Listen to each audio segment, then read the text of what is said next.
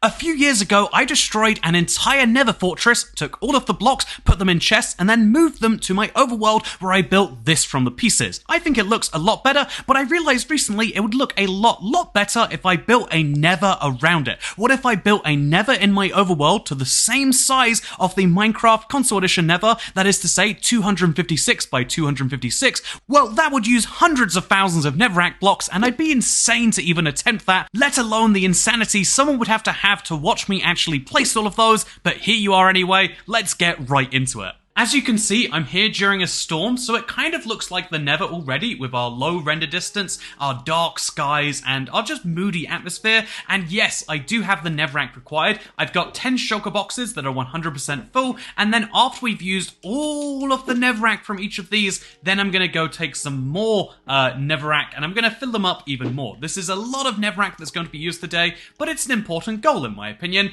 I want to make the Nether, but in my overworld, and I've got all of the blocks to do it. However, here's the thing, right? I mean, we have to place all of these blocks, and the reason I'm choosing to do it, also, interesting that it chooses to rain here, but the reason I'm choosing to do this is because I want to show you how something really is. If you want to skip around this video, I'll leave some timestamps down below, maybe, but the truth is I think that when it comes to mega projects in Minecraft, which are quite the trend on YouTube right now, people will just skip out all of the leg room. You'll skip from here to, wow, all of a sudden all of the Netherrack has been placed. But the joy in a Nether project, I guess the challenge in a mega project is in actually placing each of those blocks individually. I mean, filling this entire thing in may be more and more tedious as we go on, but that's why it's so important that today we place the 30,000 Netherrack that I intend to. And in case you're curious as to where I'm going to be placing this, I feel as though the floor is the easiest bit, so I'm going to start with one of the walls. I'm going to build the walls around it up to like 2 or 3 blocks high, and then from there I'm going to build more complex ones, right after we go to sleep.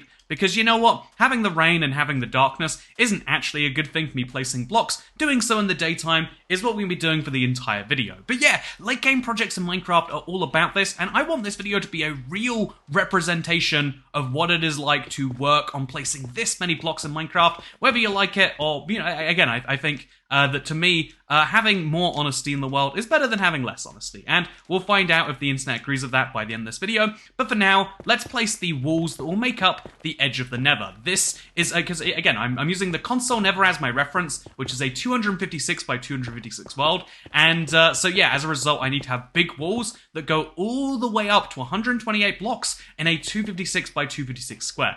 I think it's actually closer to 288 by 288, but we'll use 256 because it's a nice rounder number, and yeah, you're going to notice we run into all sorts of issues here and there, like, for instance, we've already built a thing over here, so we'll just kind of build over it for now. Later we'll integrate it in a more fun way, but the Nether for now can go straight over that, and that's just a-okay. And yeah, as we run into issues, we'll solve them as we go.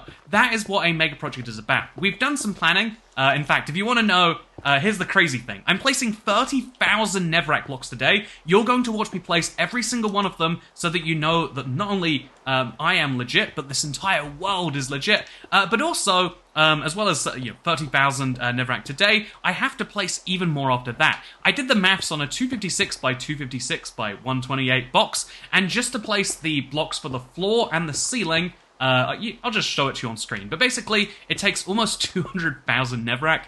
So yeah, this is actually, even though this is an incredibly long video, you can read in the, you can see the video length on exactly how long this is just the down payment on the size of the project, because if you want to achieve something as big as I'm intending to, you need to put in the time. That is the real reality that sometimes is hidden on YouTube. Sometimes the world hides the time amount that things take, so we can just gawk and say, wow, that's kind of cool, huh? I mean, if you think about, like reality TV, especially like, I didn't get that big into it because it's an American show, but MTV Cribs is all about, wow, look how crazy these houses are. It doesn't focus on, whenever we talk about wealth and the signs of it, we never talk about, like, well, how you obtain it, etc. It's always more just, here are cool things that exist in the world. Because the reality of how it happens is much more exhausting. I mean, the phrase, no one wants to know how the sausage gets made. There's some truth to that. Like, well, once you learn the reality behind things, maybe they're going to be less interesting to you. And so, what a lot of people might end up doing is choosing to ignore that. Choose to ignore that these projects take time. Instead, just start them anyway. No, if you're going to do something this big, you need to be mentally prepared. So 256 blocks from 763, by the way, will put me all the way at, if I'm doing my maths on the spot correctly, all the way at 1012? Yep, that's that's a lot of Netherrack just to place in a straight line, let alone to have this wall go up to 128 blocks. But it's something we've got to do, and so do it today, we 100% shall. Also, I can't believe I went to sleep and then it started raining again. Or maybe the sleep just didn't fix the rain. It's hard to be sure which it is. But yeah, this entire structure, which is currently just in a desert, will feel like it's in the Nether by the end. And that end goal is what is going to keep me going. You know, truth and honesty are important things, but you also need motivation in life to get things done. And we always have this big, misleading conversation about what motivation is. Motivation is not just this, you know, because, like, how do you get things done? Do you use this power of motivation? That's how it's always done in movies, but in reality, you need to have some discipline. You need to tell yourself, this is what you're going to do, and you need to build it into your routine that is how it's going to be done. You can achieve much more by working out for 5 minutes every single day, regardless whether you want to or not, than by doing a whole hour of workout whenever you're really motivated. Because are you motivated that often? Perhaps you might say no. Maybe you are really motivated, and that's why you're sitting here watching a 2-hour-long YouTube video. But I assume you're here because you want to either procrastinate, or you've got 2 hours and you want to spend them watching a project get done. It's kind of like the second-hand feelings of doing a project yourself. Maybe you would argue to yourself, maybe that's what you're doing right now. I'm not here to judge. I mean, clearly I am. Wow, can't believe you right there. Watching a video of a man just placing Netherrack, that's all I've been doing so far. Have you noticed? Just Netherrack, Netherrack, Netherrack all the way around. I haven't stopped once. It's not like, oh yeah, we'll switch out to soul sand later. No, it's Netherrack all the way through. That is my honesty commitment to you. And yeah, I do also recognize that honesty is something a lot of people hate. Like, even though we all say all the time, I love when people tell me the truth. Just tell me the truth. It's the most important thing.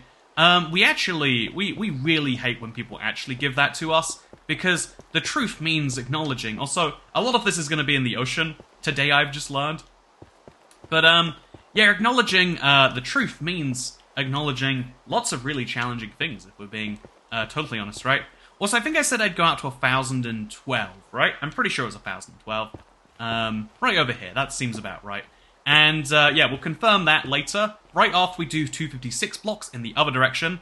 So 93 plus 256 is a much easier equation. It's just 249, if I'm not mistaken. 59. No, 49. 349. There we go. Said different numbers every time. Oh, it's negative. Well, that's all pointless. So take away 93 from 256, and you get 163. Right? Yeah, 163. So we go all the way till we reach negative 163. Maybe negative 162, because 0 is counted as a separate number here. I guess 0 is counted as a separate number in the real world too, huh? Maybe we shouldn't count it differently for that reason. But, also, yeah, it's really weird. You see that, the way the game is working there? I think that Minecraft late game is this beautiful thing, because it's like real life, right? The most interesting parts, if teen dramas are to be believed, are when you have conflicts and everything during your school years or in your early work life, etc., etc. You know, there are very few TV shows that are about old retired people, because the drama and the interest in life comes from these conflicts. However, to some extent, the most comfortable element of a survival world is when you're in the late game. You know, like, sometimes people show the late game on YouTube, and it's like, yeah, look, I've got lots of resources, now I'm attempting even bigger, crazier things. But the cool thing about the late game is you get to choose your own challenges. I am choosing the challenge of working on a project that is genuinely 200,000 blocks of Netherrack. You know, I'm placing 30,000 Netherrack blocks this session, and that's me barely getting 10% in. I'm getting 15% if I'm not mistaken, if my maths is not that terrible. And so, yeah, after this entire thing, I'm only going to be at 15% in. How is that possible? And the answer as to how that's possible is that, yeah, it's a big project. Oh, look, it goes all the way out to here. I don't even remember why I did this. I think a creeper hole exploded, and I just decided to cover it up with a nether brick. I really love that project, by the way, of destroying an entire structure and rebuilding it. And that's why we had to go one bigger with this. Because as, you know, I think that's why a lot of people get bored of Minecraft. That's why a lot of people get bored of anything.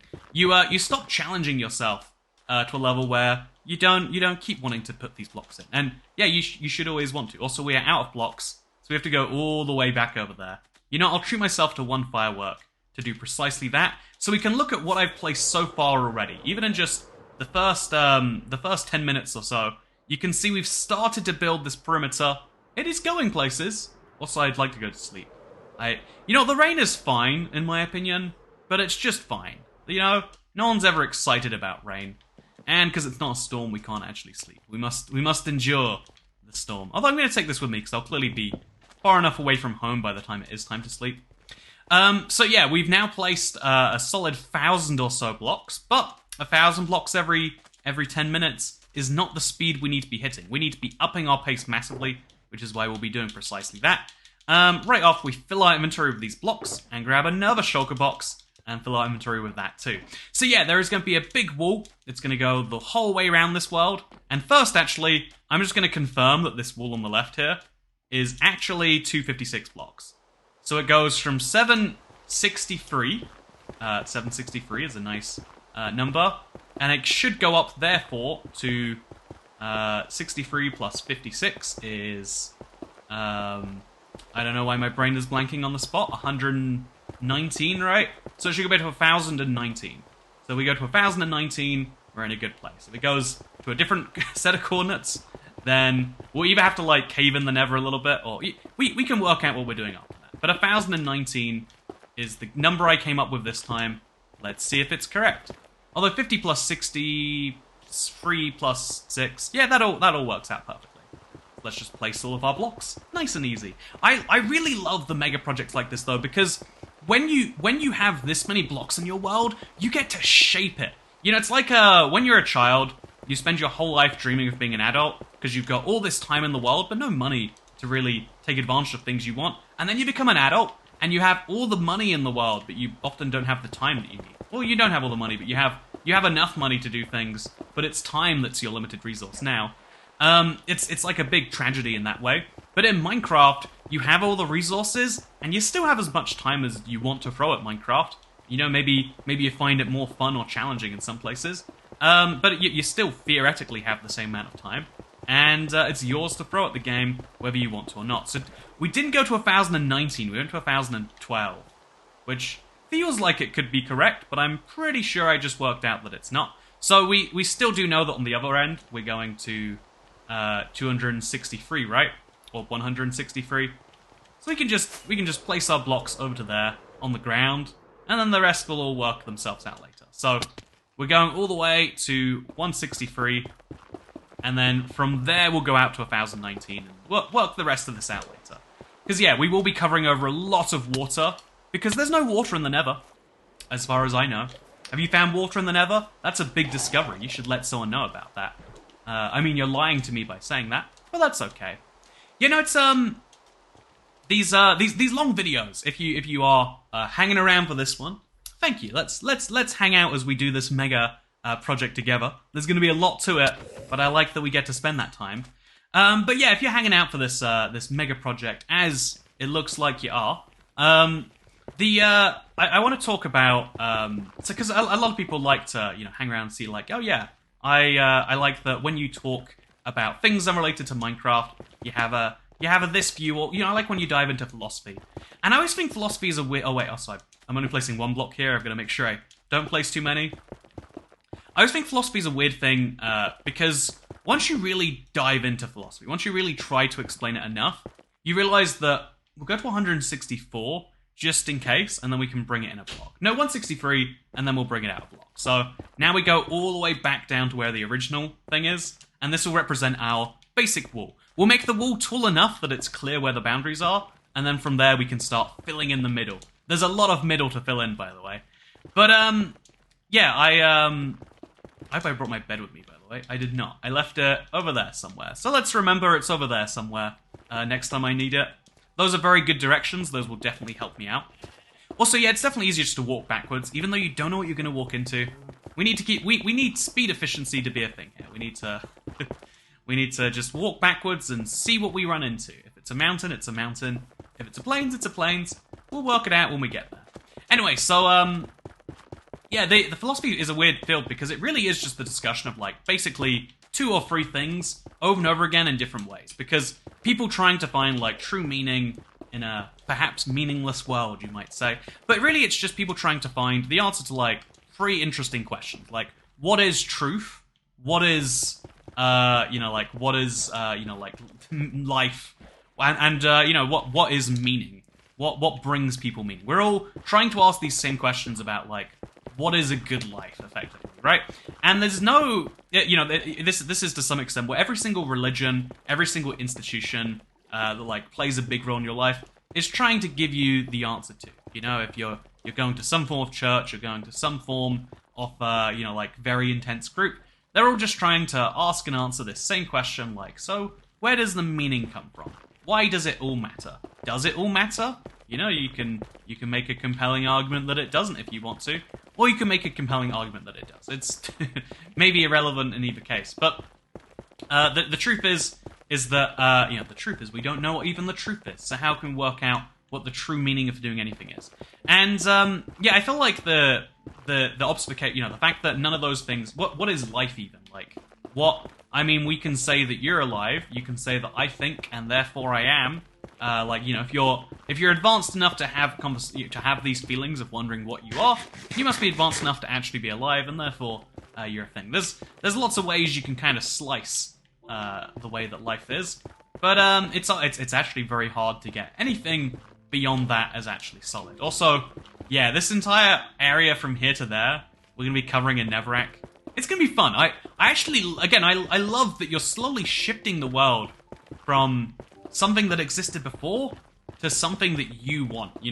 You're imposing your will in the world. In a world where you can feel as it can sometimes feel powerless. Like no matter what you do, there's always something that can just like ruin your day unrelated to you.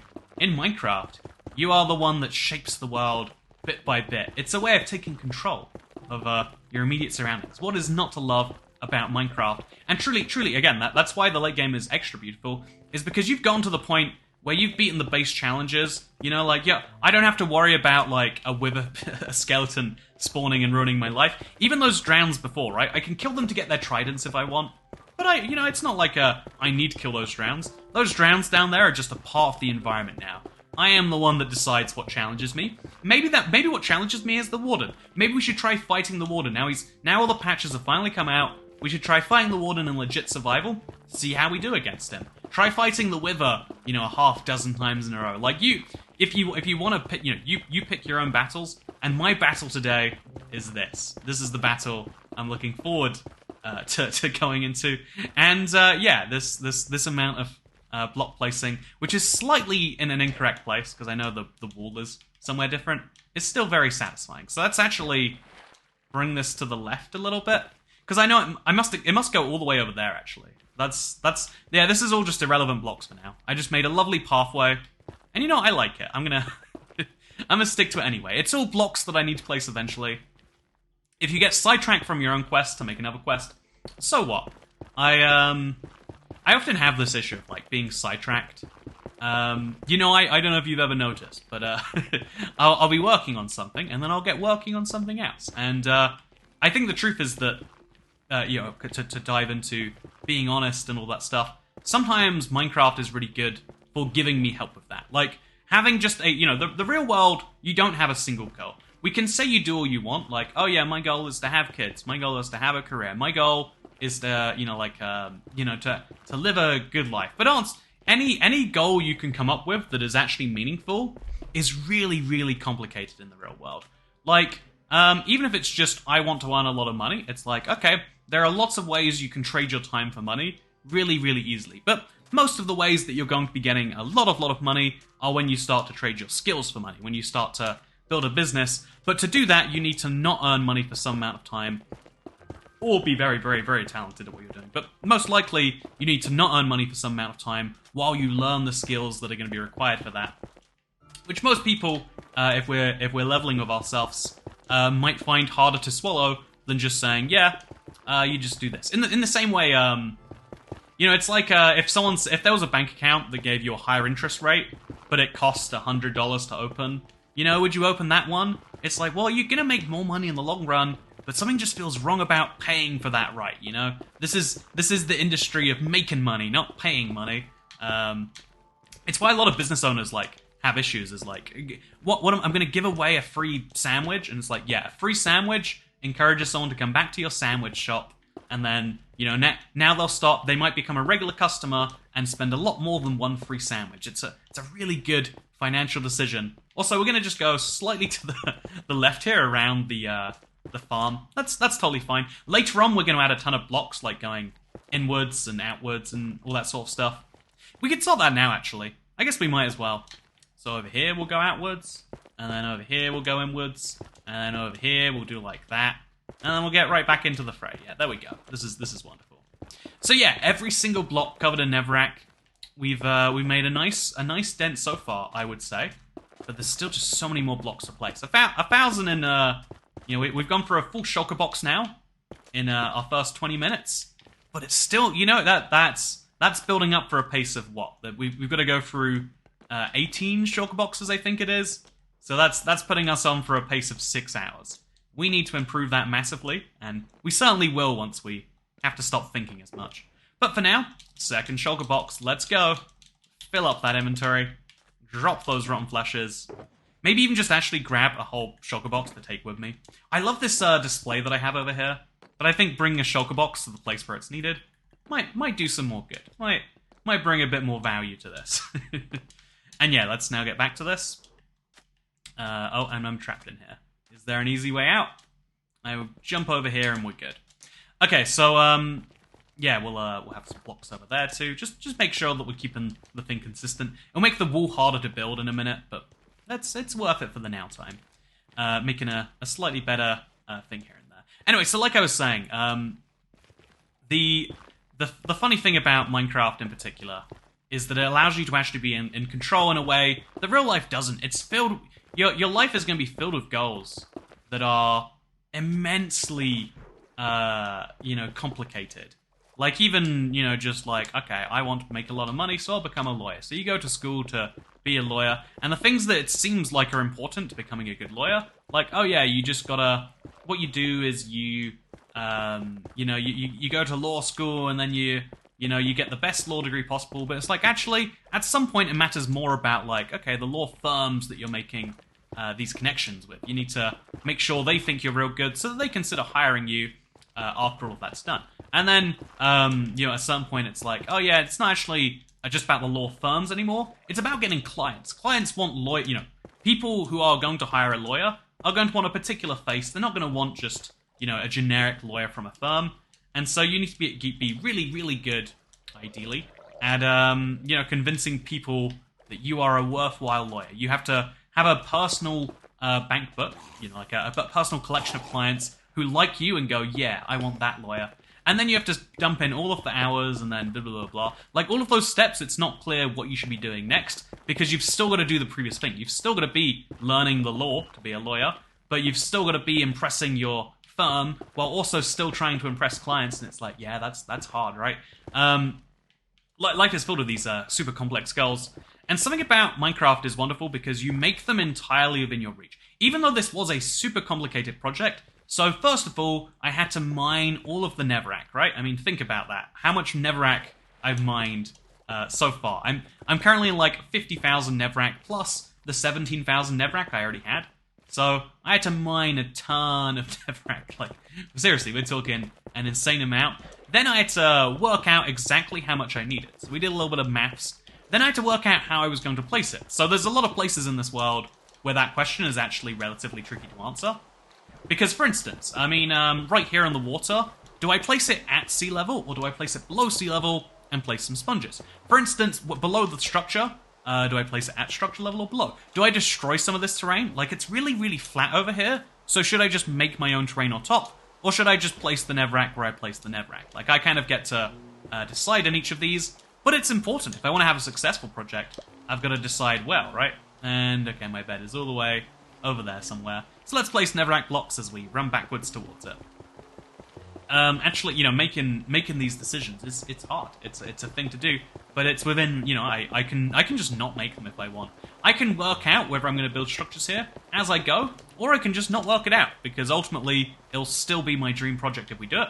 Or I can put all of the effort in, make sure that I do make it perfect, like I like to believe we've done here, and that'll be great too. But in the meantime, I'm putting in the bulk work, which is some of my favorite stuff, like placing blocks in Minecraft. It's funny, for a block placing game, I feel like there's a lot of things you can do which aren't placing blocks. And, yeah, which, yeah, again, like, very, very amusing. Definitely agree. But it's for a block placing game, there's so much of this game which revolves around not placing blocks. But it's fun sometimes just to have so many blocks lying around and say to yourself, well, guess we better place all of those, huh? So we can't go to sleep because of these guys. Smite sword, literally one hit kill. Do you see how I didn't even need to pay attention? There's two husks walking towards me. I'm not scared the moment I wake up. I turn around, and same thing happens to them, because they're also basically just zombies. It truly is a wonderful thing. A magical thing, perhaps we could even say. And, yeah, I like magical things. You know what? That's why I enchanted my weapons here, isn't it? So, yeah, okay. That is 1019. So this is the area the wall is actually going to go up. So we'll build this. Make sure we go in and out here and there. I think we should have done that for the whole wall round, but we can, like... We have to build it for the blocks on top anyway to make it look like a proper console Nether. So we'll just every now and then make sure the wall that we're building features the same thing. It can't be in all of the sections, I guess, right now, because we're busy trying to mark out our territory. Isn't it nuts that we've gone through, like, basically 2,000 to 3,000 Netherrack already, and we haven't even built a wall around the edge of what we're doing yet? That's the truth of how this is going to be. You're gonna see the whole thing. You're gonna see the whole project, and hopefully by the end you have a more realistic view of what it's actually like to do one of these, what it's actually like to enjoy the end result. And because that's always been my goal on YouTube. I've always believed in honesty. It's always just been one of my personal values, because you realize how much... Okay, we went too far. Oopsie. You realize how much of the world is built on trickery or lies and stuff like that, and that people are just like, you know, like, seemingly don't react to it. And so that always made me, like, not mad, but, like, a little bit like, come on, is someone gonna tell the truth here? Is someone gonna cut through the BS? And the answer always seems like it's, nah, everyone's just okay with it. Like, you know, it's kind of built in there. And to, you know, I guess to some extent, I've always worked in industries where I've had to know exactly what the lies are, and maybe even perpetuate them a little bit myself. Like, okay, you know, if you think about it, like, I have to make videos with clickbaity thumbnails. This video doesn't have a clickbaity thumbnail, so, you know, is it therefore the most successful video? Probably not. But, you know, my goal is to, you know, my actual goal, what makes me do well or badly at something, is if I can have a concept that is enticing enough, which doesn't always have to line up with a video. You know, you can have a, as I'm sure you've seen somewhere in your world by now, the reality of something and the way that thing is marketed don't actually have to line up with each other at all. So yeah, these little indents out and in should help with making because the wall of the Nether is going to look kind of semi-random. So now that we've placed all of these blocks, we'll fill in this corner just so it's clear what's happening over here, even though that's a bit confusing. But I want the walls of the Nether to look like just random blocks are placed on them. That's kind of the weird effect. It's very hard to actually replicate using tools or anything like that. That's why we're doing this. I mean, not that we do it by any way but hand. This is my pure survival world, even where it doesn't make sense. But, like, we have a big wall, right? So let's just use this 3-block wall for now. And it's got to look like, okay, there's just blocks going everywhere on it, like that, right? There's sometimes blocks where it even goes inwards one. And then back there, well, what do you know? There's a ton of blocks waiting for us. Just to kind of add that depth to it. It's going to look something like this. Maybe a little bit less. You want to see fewer shapes and more just chaos, I guess. But that's what that's what these edges are actually going to look like. Once we're done with them, of course. Once we're done with them. So, yeah, it'll be a lot of fun. And I'm looking forward to the end result. But the end result is a long way away, because we've got all this Netherrack, and it's just sitting there, right? All this Netherrack is just doing its thing. So, yeah, I think ultimately one of the big questions we're trying to answer, because I always say I like honesty, I like the truth, But like, what is honesty? What is the truth? You know, can I claim to like honesty and the truth if I have to take advantage of enticing thumbnails, which to some extent are built on the idea of convince someone they're clicking on something other than what they are, and then try and like just console them and fix that problem later. Is that like a truthful way to do things? Maybe not. Who knows? Actually, it's a hard one to have a firm moral stance on. That isn't, maybe it's not actually. Maybe truth is a really well-defined thing for you. But tell me this, right? You like the truth so much. Should a company, say, like an employee at a restaurant, I think, is a good example. Should the employee say, when you ask, how's your day? They should say, it's going terribly. I really don't want to be here, but I need to make money. Can't make ends meet otherwise. So I guess I'll be serving you today. Or do you want them to go, yeah, I'm having a fine day? They're not lying to you and telling you that they love working there so much. But they're saying like, yeah, I'm not having, it's a fine day, but it will get better. They don't think it'll get better. They know their day is getting much worse. Because one of the weirdest things about the human race is we can create reality from our fictions. If we tell a lie for long enough, it becomes true. That's crazy, and that maybe sounds like it shouldn't be true, but it definitely is. We tell a lie for long enough, and the lie is no longer a lie. The lie is now a part of the truth. If the whole fake it till you make it thing. If you smile and like go, yeah, I'm having a great day, to enough people, you'll start to believe you have a great day. Something about there's a real truth in the fact that if you just smile a bit more, you'll have a better time. I'm actually having a good time already. I don't need to smile, but other people might need to. Or am I lying because I'm a YouTuber? It's impossible to be sure, right? It's impossible to know for sure whether there's some lies afoot or whether there's something else going on. Whether maybe I'm having a questionable day, but I knew I needed to get a video done by the end. You don't know. There's that's one of the flaws of the YouTuber-YouTubey relationship. Is you're always going to be unsure about just how much of that relationship is really real. The parasocial relationship, if you will. Which is one of those weird concepts, because like, think about for how much of history, like the idea of a parasocial relationship just couldn't exist. Like, you can have a parasocial relationship over the telephone, I don't think. Maybe, when news TVs were first announced, you'd be like, wow, that man on the news sure is telling it how it is. I like that guy. I want him to, I have a great relationship with him. I bet he would like me if we met up. Maybe that is a thing that people start to think. Maybe I am crazy for not seeing it. But I do think that the parasocial relationship, this idea of kind of knowing someone, is very hard because telling, like a lot of parts of a normal relationship are based in this, like, have you ever heard the phrase, like, the whole truth, the ugly truth, warts and all? Do you want to see warts and all? Do you want to, do you want to see my warts? You don't want to see my warts. I actually don't know for sure what warts are, if I'm actually leveling with you. Like, I know about the, the STD warts, of course. But I don't know, like, what is an actual, is it just a skin fleck that goes up? I've seen warts with my eyes, but, like, what's the difference between a wart and a, and a spot or a blackhead or something? Someone's gonna have to explain to me what a wart is. I don't know, and that makes me stupid, and admitting that is bad for the internet, Or, or admitting that, like, oh yeah, one of the things that YouTube has done to me is I'm now like significantly more like because of YouTube. I feel like before it I was like a very, very, very introverted person. I hated doing public presentations and stuff like that.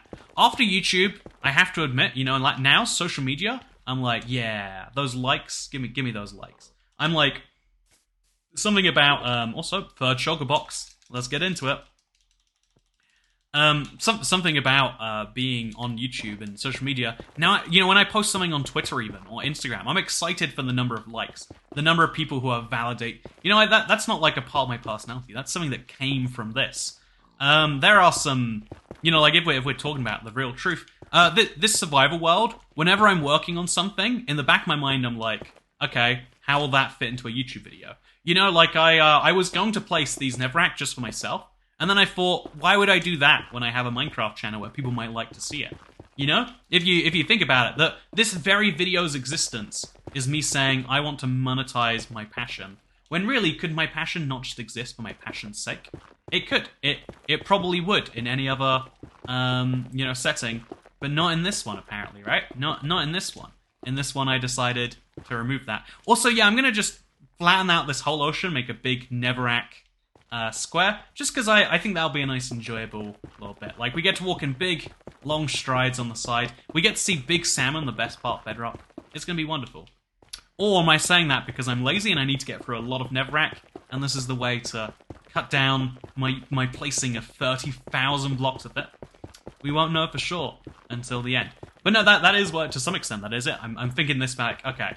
I did a 10-hour long video, and yeah, I figured people would enjoy just the overwhelming length of it, but 10 hours is just too long for most people. So I think, yeah, okay, we're gonna learn from that. Just 2 hours now. Just 2 hours of non-stop Netherrack placing. In those 2 hours, if you really want, you can see all the Netherrack placed, and you can hear about, you know, my weird, my uncomfortable to myself enjoyment of like social media likes and stars and favorites and whatever else. Seeing that a video did really well, you know, like, it used to just be like, I had a business brain and I was like, a video did really well. That's great because that means that I make enough money to do, you know, like, I was, you know, there was a long time where it was like on the edge there, and like every time I saw growth, it was like, oh wow, this is something I can actually do. I can actually follow something I'm passionate about. But now when I see a big video, a part of it's like, okay, that's great. There's not going to be any money concerns. You know, I'm going to have, it's going to make some money. That's great. But I'm mostly like, yeah, people like the thing. They're enjoying the thing that I made. That's really cool. I love that. And, you know, some would say that's like a worry, right? Some would say that's bad, but that's also what every single social media platform encourages. If you want to be successful, you need to really want the thing.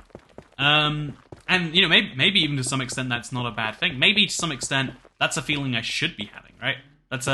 You know, it's ideal that I look to myself and I say, yeah, I'm glad when I get engagement, because ultimately the entirety of being a social media person, being an influencer, as much as I hate that word, is about, you know, like, making the things that the most people see. Does it matter as much about... Because I've always cared about the amount people enjoy a thing, too. Like, this 2-hour video is going to be a terrible use of my time, and I want to... you know, while I'm doing it, I'm thinking, like, yeah, some people will enjoy hanging out. But if I could had a 1 million view video by making it 10 minutes long instead of 2 hours, that would be much more successful for me. There's a lot of things you have to think about if you're trying to actually be honest with yourself, and that's where you know, that's one of the hardest types of dishonesty, is the fact that we're actually dishonest with ourselves all the time. Like, we want to seem like we have consistent values, and so we do things, and then we try to fit them within our consistent set of values. Because you are not a bad person. Sometimes we believe we're bad people to, like, explain that incongruency, but we all inherently want to be good people, but we're faced with hard situations that make that a real big challenge sometimes. Like, you know, if someone says to you, like, oh yeah, you're having a really good day, yeah, that sounds wonderful. Just so you know, it's my son's birthday today, and he would love it if you just gave him your, I don't know, something that you're wearing, your shoes. And you're like, but I know he would appreciate the shoes, and I don't want to give him the shoes, and I know I don't want to give him the shoes, but now I'm going to feel terrible about turning it down, even though it's a really normal thing to turn down. At least for me, like, that's one of the hardest things, is like, this isn't a really unreasonable request, and I'm going to feel awful for saying no to it anyway. But it happens all the time.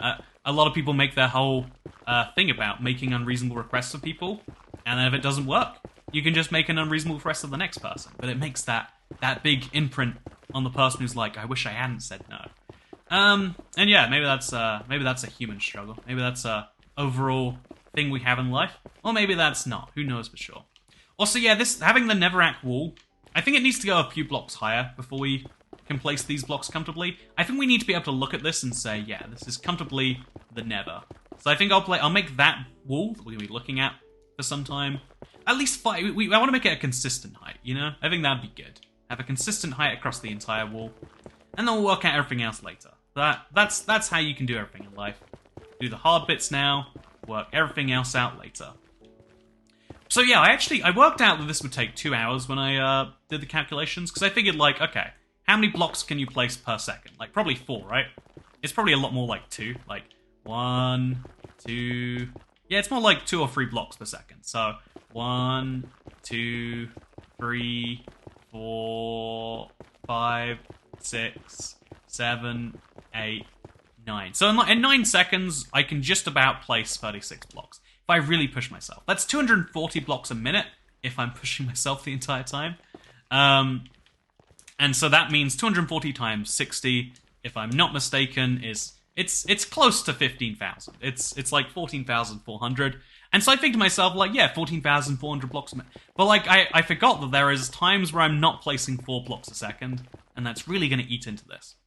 I think that's why the idea of contingency is so important. Like, even though, like, peak output is very different to average output, you know? If you're driving a car, you can drive at 70 miles per hour on the motorway, but most of your journey is not comprised of that. You can't make the assumption, I can travel 70 miles every single hour, because most of your average speed on a journey is probably more like 35, because, you know, you're going at 70 for some of it, 30 for some of it. You're stopped at traffic lights for other part of it, going 0 miles per hour. And so in the in very much the same way. Also, yeah, this is cool to see, the Netherrack just slowly expanding onto the ocean. The ocean makes a good place for these sorts of things, in my opinion. But yeah, as I was saying, so yeah, your actual average output is very different. Like, I used to, when I first got into making YouTube videos, I'd make 4 videos, 4 videos every single day.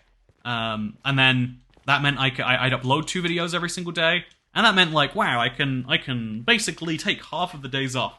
And although 4 videos a day was possible, if I said every single day, I meant I uploaded 2 every day, and I tried to make 4 in a day.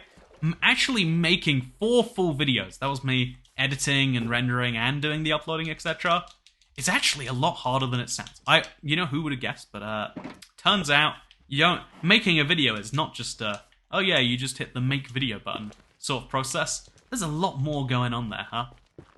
And you don't realize until you're there trying to make 4 videos a day, just being like, okay, this one is going to be about this one's going to be about fireworks. I think that fireworks are brand new.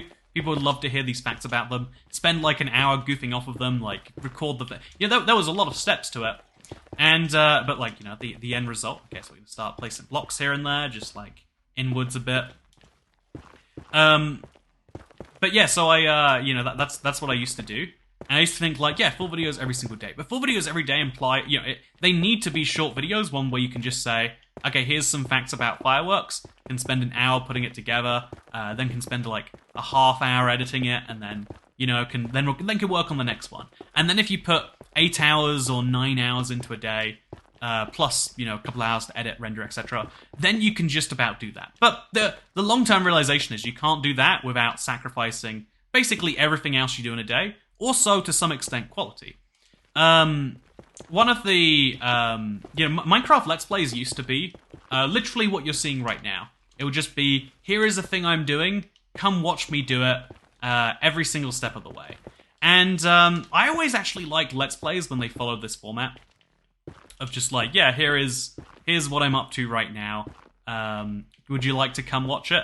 I always enjoyed that. I thought there was a certain beauty in this idea of like, yeah, actually, just this is every single moment in my world. Just kind of, you can watch it if you want, or you can not watch it if you don't want. It really is your choice. But there's a beauty of the idea that it is your choice, that you are seeing this live, like you're watching a video game with someone. But YouTube kind of became more and more about like, no, if I'm watching something, I'm watching only the best of it. You're watching highlights, you're watching stuff like that. And I always feel like an old man for being like, I like to just see every single step in the process. Like, yeah, we're going to have to place blocks really quickly to make this happen. Would you like to just see some gaming stuff? Because you're going to see some gaming stuff today. It's going to be very crazy. We're going to make some walls too. But the end result is hopefully going to be worthwhile. And the end result, it's going to be incredible. Even if I make this badly, it's going to be a console-sized Nether that I'm recreating just as a part of my overworld, just so that my structure has a place to live. It makes my existing build more crazy, and it might take some hours. But those hours are going to be spent, like, doing something I like. Now that we're doing even when we're doing something relatively basic, it means we have more time to talk about, like, okay, so what is the meaning, what is the meaning behind truth? What is the real... If we lie to ourselves all of the time, then what even is truth? And obviously that has a much harder... that's a much harder question to answer than anything else.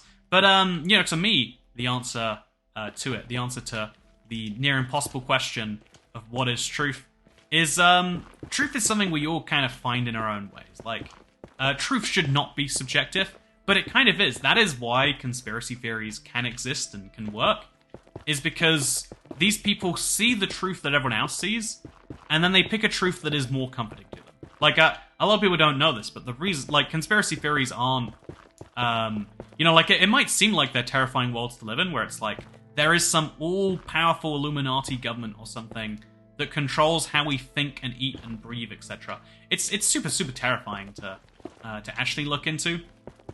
But, you know, it's actually, it comes from a place of comfort. People believe in conspiracy theories. People believe in these, like, really out there things. Because think about how wild and cruel the world is under the worldview that is just the truth. Like, yeah, things just kind of randomly happen. Sometimes just one man can decide to start a war that kills hundreds of thousands. An entirely unjust war that kills so many people. And, yeah, that's just, that just happens sometimes. Oopsie. And it's like, wait, really? There's not, like, some grand reason. He's not doing it for the... Whereas if you believe there's, like, a grand global Illuminati, it's like, oh, yeah, so there's a guy, but he's operating on behalf of this puppet government, and those puppets have decided that war would be a good thing, and, like, yeah, the only reason we're getting war is because some people have decided. So it's all fine. They must have good reasons overall. You know, thinking that chemtrails are real means you don't have to understand the miracle that is modern commercial flight. You can disappear and pop up anywhere else in the world relatively quickly. Also, where did my bed go? It's not in my inventory. So it's gonna be like somewhere over here, right? Oh, there it is. See, red bed against Netherrack, it just doesn't pop very well. That's the problem. It doesn't pop. So, yeah, every single conspiracy theory is around this idea of the truth is scary, and I will make my own truth. It's not necessarily even making their own truth. It's like finding their own truth. Because if you make truth, that's what a lie is, right? A lie is making your own truth up. A fiction, you know, whereas a fiction or a, you know, maybe something a very different isn't. It's not making your own truth up. It's finding a different truth. There are lots of overlapping truths in the modern world. You know, there is the truth that people like shorter and shorter videos because of TikToks, and you're like, so if you want to be successful, make shorter things. That is a truth. That's just how it works, right? But at the exact same time as that thing being technically true, and it's what people tell you, like, yeah, if you want to succeed, make shorts, make TikToks, etc. But then, also, is this empty? No, we're good. We'll take that too. At the exact same time as that being true, one of the most successful things out there is stream. People are liking long form. To tell you the truth about why I'm making this, I think long form is a version of the future. Even if not for getting the biggest audience, because trying to encourage someone to watch a multiple hour video. I've accepted this isn't 2 hours now. I don't know how many hours it's going to be. As long as it's not 10 like the the Ancient City mining project, I think we'll be fine. In fact, wait, so we've mined about... We've placed about 3 shulker boxes and a half. So we're about 5,000 blocks in, almost an hour in. It's going to go for like 4 to 5 hours. Okay, that's a lot of hours. You know, I don't know if I've accepted that fully. But yeah, the project is going to... Also, look, we're gonna cover the terrain in Netherrack. It's going to be so cool. There's going to be a lot of hours poured into this, to say the least. But, yeah, I think long-form content is this wonderful thing, because sometimes, you know, like, shorts are there to grab your attention real quick, when you don't want to give them your attention. You know? Sometimes I try to watch shorts in the shower, but it's really hard. What actually gets you into shorts is when you're looking for something else, but you're being indecisive, and you'll just watch... You know, like, it's really hard to commit to watching, you know, an hour-long movie, or even a 30-minute TV show that you're not into, or a 15-minute YouTube video. But 60 seconds of short at max, 26 seconds in a short, you're like, yeah, go on, I'll give it a try. And so I think that, you know, whereas long form is there when you need something comfortable, right? Like, you're on a long drive, you use a podcast. You're on a... you know, when I work out, or when I go for it, I'm not going to pretend I work out. When I go to a gym, so go on one of the stair machines or a treadmill or something, I'll throw some audio-only stuff on there. Because that's... You know, having the long-form version of something you like is the best. I see it kind of like, you know, people like to date. You date a lot of people, at least societally. It's like, yeah, I went on like 6 dates last week. Got a girlfriend for every day of the week, or a boyfriend for every day of the week. You know, that's what's like cool, air quotes. But also, we all have this desire to like settle down for very few things, but have them for much longer. You know, like there's a, you know. There's the funny joke that, like, if marriage didn't exist, would you invent it? Like, yeah, how about we legally tie ourselves together in all these ways? But, like, there is actually a desire amongst even people who aren't religious, or even people who, you know, don't believe in all the benefits and whatnot, who are just like, yeah, actually, I want to have this thing that shows just how important we are to each other. Even just the idea of a relationship as a whole, right? It's saying, let's sign a non-compete agreement, where we both agree we're going to do X, X, Y, Z for each other. And that's kind of crazy once you actually think about it. And so yeah, I think we should place some of the Netherrack down a little bit.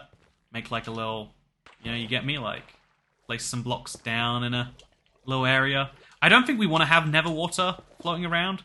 I just think if we had a little area like this, it'd be nice. Maybe I think incorrectly.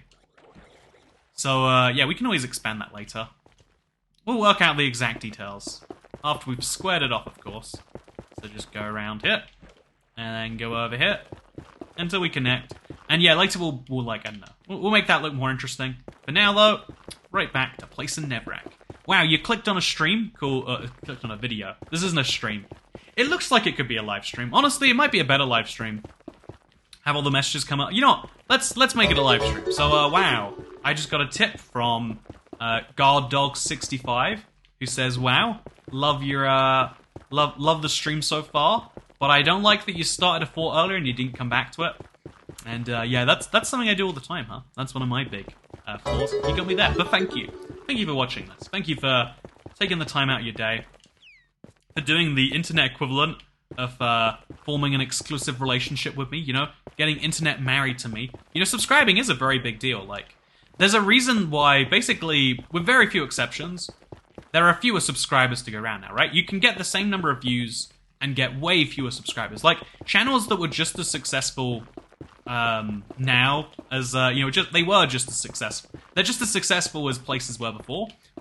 They'll get fewer subscribers because you need to do something big and crazy to actually convince people. Yeah, you want to subscribe. You want to, like, make a platform commitment to tell the algorithm you want to see more of this stuff.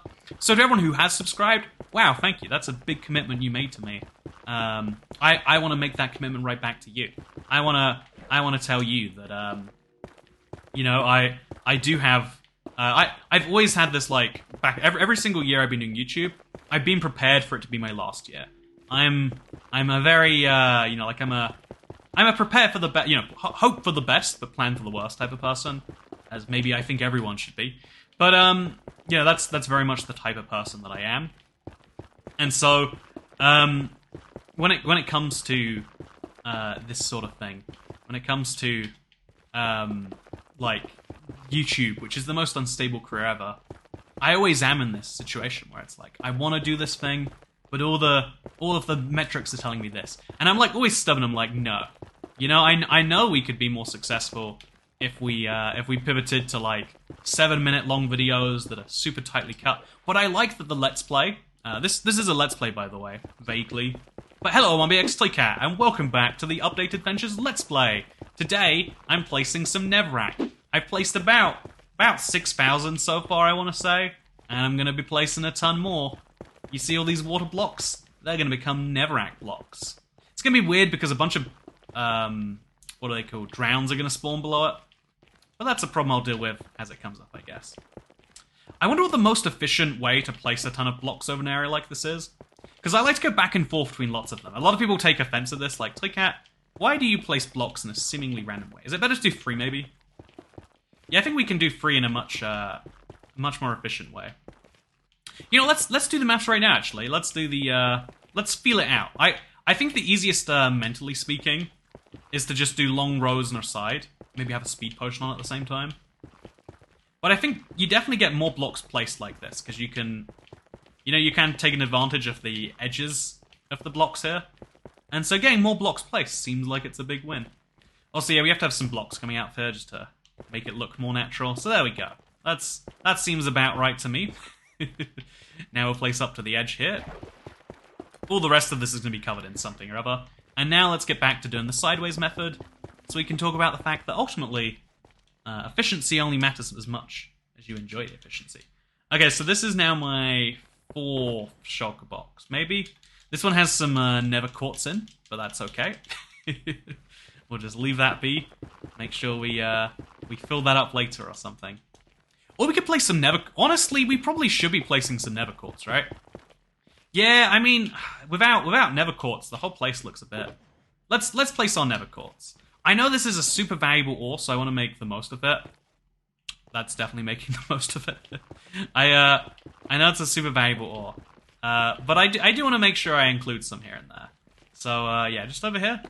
Just place a never quartz. Just every now and then some indication that this isn't just a sea of Netherrack, that this is the real Nether. We're probably going to have to go get a ton of Nether gold ore for that. And also, I want to make a Soul Sandy Valley area. Not a Soul Sand Valley, but the Legacy Console Soul Sand biome. There was a specific biome exclusive to Legacy Console, which had Neverwarts in, because Neverwarts could only be found in fortresses for Java, and they wanted to rectify that. I think it was a fun concept, personally. Anyway, so yeah, we're gonna get right back to our placing. At some point we have to remove all these errant blocks, but I kind of like them there. I think they add charm to an otherwise charmless world.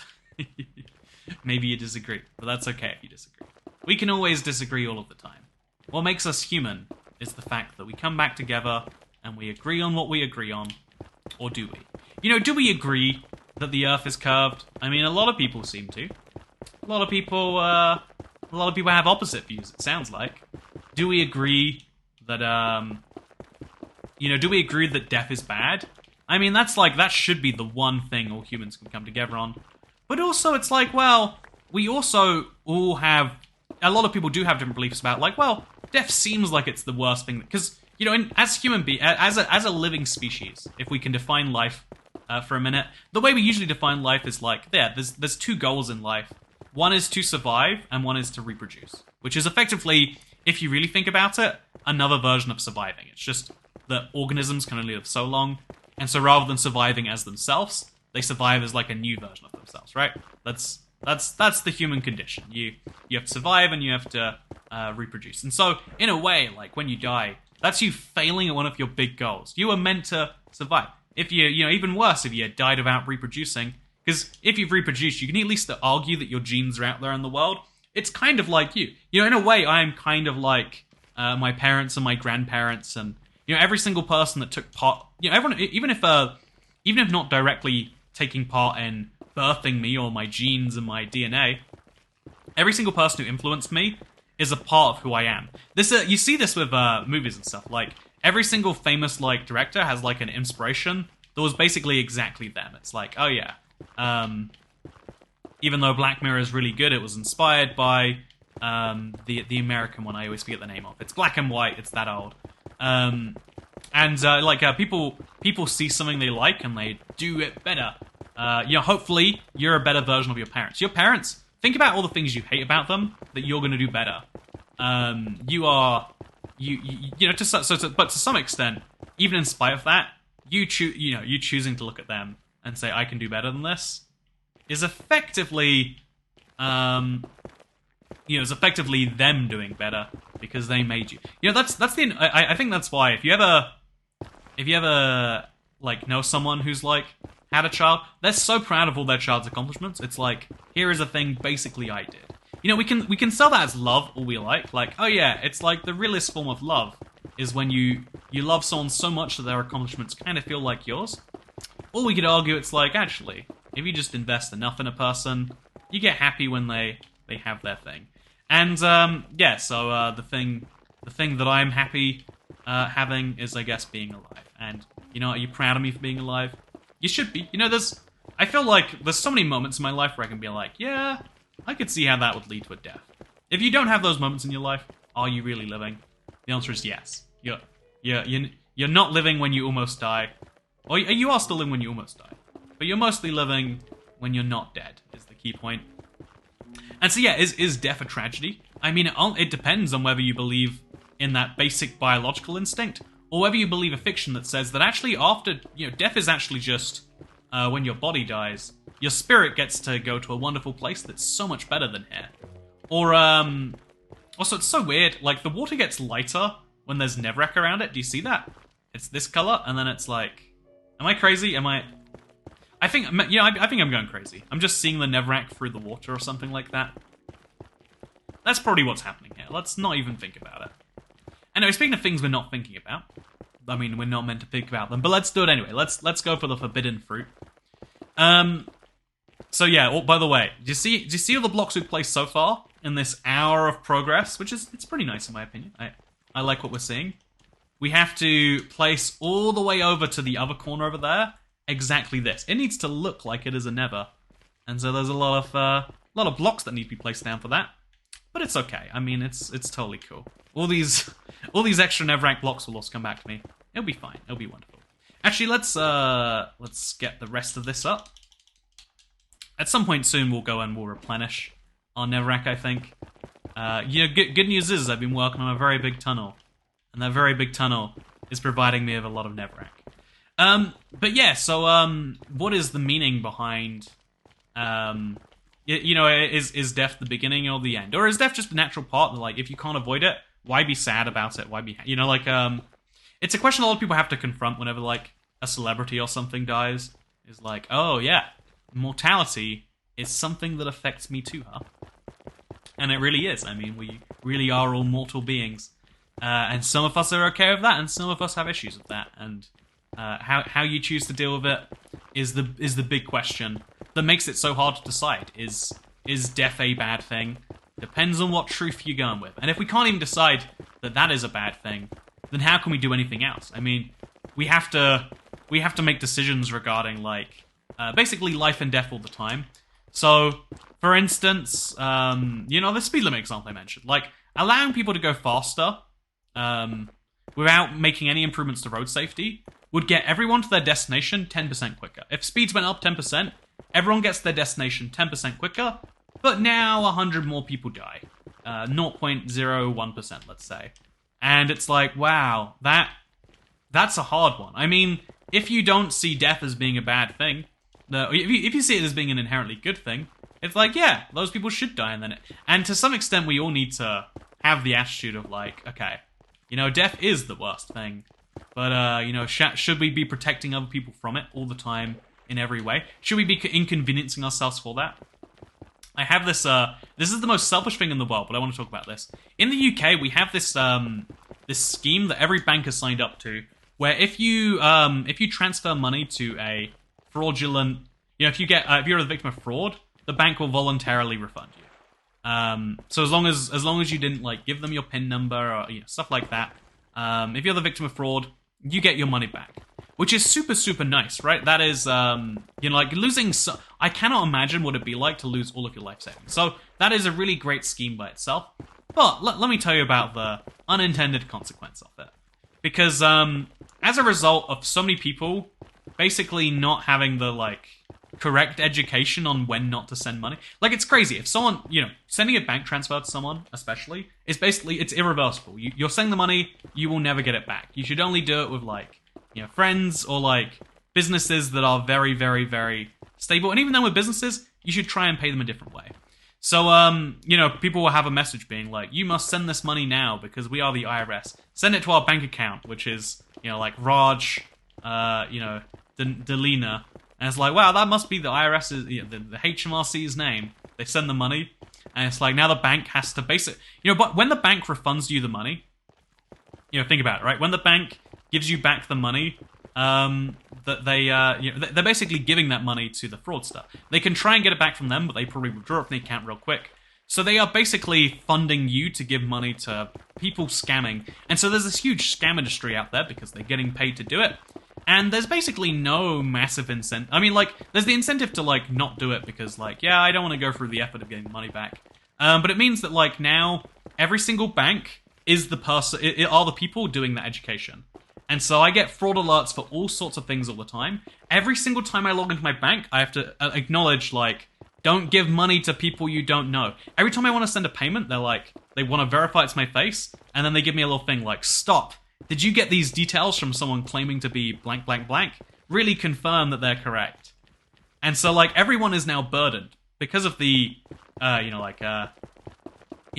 could have been, just, okay, we're going to give the money back, actually means they don't want to give this money back as much as they can. And so everyone is burdened with trying to reduce the total number of frauds that happen, because it's their business interest to reduce the amount of money they have to refund.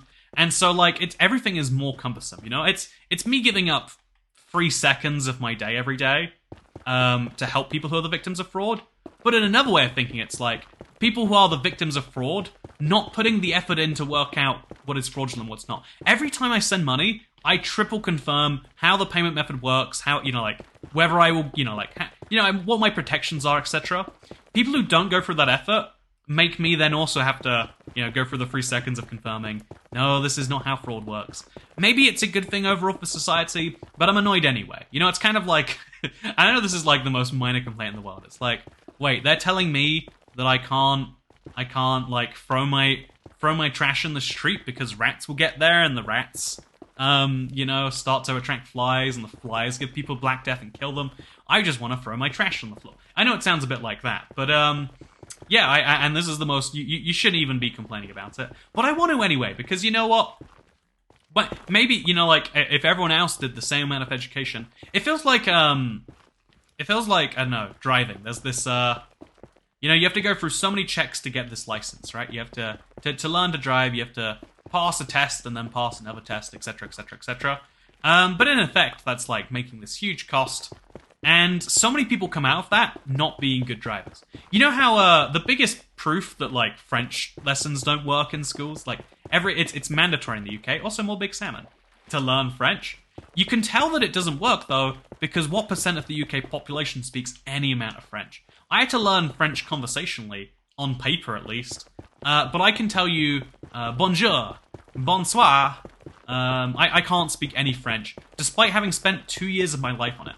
Think about that. There's, I want to say there's 30 school weeks in a year, and they gave me an hour of French every week for 2 years. It was actually it was meant to be for 4 years, but I only got it for 2.5, sort of. So I spent 60 hours of my life on, which that's 60 hours to learn a skill should be enough for anything. I didn't learn anything about it. And the same is true for driving. A lot of people, a lot of people learn some things, and then a lot of people are such bad drivers, it's how did you spend 60 hours doing this? But, by making sure everyone goes through that process, we are theoretically, I don't know why I'm flying away from it. We're theoretically making it a safer place for everyone. Isn't that a nice thing that we're doing? Theoretically. It's theoretically a nice thing that we're theoretically doing. I would theoretically say. Wouldn't you theoretically say? I would definitely theoretically say. Okay, so we've gone through a whole nother shulker box now, which is both a good thing and a bad thing, right? I'm going to come right back here and go to sleep right after we pick up some Netherrack, because I want to talk about some other parts of this project now, right? So, yeah, this is a big project. There's so much that has to happen. And, before we talk about, everyone making these collectivized decisions. Yeah, there's this big consequence, basically. And, okay, wait, we've got a whole nother shulker box. So I've gone through now half of the 10 after I've placed these. So that's about 8,500. And that means I'm just under about a quarter of the way through here. That's reassuring in one way, the opposite of reassuring in another. You know how things go? But, yeah, okay, we'll place along the shore here. Just kind of bring it into the thing, and then we'll go to sleep once we've done that. Maybe place, the odd Never Quartz in there. Just want to make it look a little bit real. I'll need a lot of Never Gold to make it look real, but that's perfectly fine. There are all sorts of ways which we like make these decisions where it's not even like smart on an individual level, but we have to make them for everyone. Otherwise, you know, some people might make the wrong decisions. It's how we see them, and it is kind of objectively true, right? If one of the things that like you should do as a working individual is you should save up your whole life so that when you can't work anymore, you have money with which to look after yourself. However, when we use the system of just people should voluntarily know that you should put money into, you know, something, maybe, you know, call it a pension, like a lifetime saving account, people didn't do it. So then we made pensions where it's like, okay, so you put money into this your entire life, you get a huge tax benefit when you put money in, like you don't pay tax on the money you put in your pension. It's a huge boost the government basically gives you. And then some people, even though there's this, every benefit is saying, put money in this, every $1 you put in your pension now, you get $4 back later, plus the government puts in 50 cents or whatever, by, you know, not taxing you, so they don't take away 50 cents from you, but whatever, same thing. And then people still didn't do it, so now we have to say, okay, we give every single old person, once you hit 67 or whatever, regardless, you know, like, it doesn't matter, regardless of how much you earn, like, regardless of how much you've worked, not regardless of how much you work, but as long as you've worked your life, we took some of that money from you the entire time, and now you can afford to look after yourself. And yeah, it's something we do for everyone because we have to do it. Because if we leave people to their own devices, they end up in a situation where they will starve to death, and we don't want people to starve to death. But it's like, but you know, couldn't we like?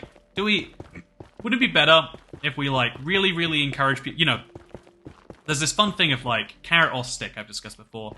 Like the stick measure to get people to do something is you punish them for not doing it. How do we stop people from, I don't know, how do we stop people from going above the speed limit or from stealing from stores or from, you know, like committing insurance fraud? The answer is we stop them by using laws. You know, the stick, we say, no. But the problem is, if you can only, you know, the problem is that most things like that, the stick only works if you can learn from it, right? If you learn from, oh yeah, I don't have any money now that I'm old, next time I'll totally make sure I save in a retirement account, a pension or whatever. If you make that decision, that's great, that's wonderful, you've made it, but you probably don't get to make that decision. In fact, I would go as far as to wager, you know, make the guess that by the time that you've gone to the point where you either have a pension or don't, and you're old enough to withdraw from it, it's too late. You're screwed or not. And yeah, it's one of the weird things about like collectivizing risks, right? We basically have to take on some risks like that because you know, genuinely, even to me, it's like, well, you made poor decisions your whole life, but should you starve to death? No, you should have the bare minimum money, etc. But now, because we all have that same shared view, it's like 1/5 of the government budget, or 1/6 or something, goes towards, you know, like old people, who statistically are quite rich, by the way. But that's a, you know, like, it goes towards helping out the poorest of them, in theory. And then that's all this, like, opportunity cost we can't save. In the same way, you know, when it comes to climate change, right, everyone was so terrified of nuclear power plants. Like, we do not like the idea of nuclear. We are terrified because, you know what happened in Chernobyl? Do you know what happened in Fukushima? Nuclear power plants broke down and caused massive natural disasters that killed hundreds of thousands. And hundreds of thousands of people dying just so we could have cheap electricity was decided it wasn't worthwhile. However, what we did instead to replace the eventual demand for nuclear that we're going to have is we used fossil fuel-based energies. And even like the cleanest type, which I think is like biomass or natural gas or something, even the best type of fossil fuel, which you kind of need to have because nuclear can be rolled up and down as you need it, solar and wind can't. You always need to have some form of demand. Oh, my hand is weird, huh? You know, have some form of demand variable energy. Like, when everyone starts to turn on their kettle, you need to be able to turn up the energy. When everyone starts to, you know, like, having demand variable energy, super important.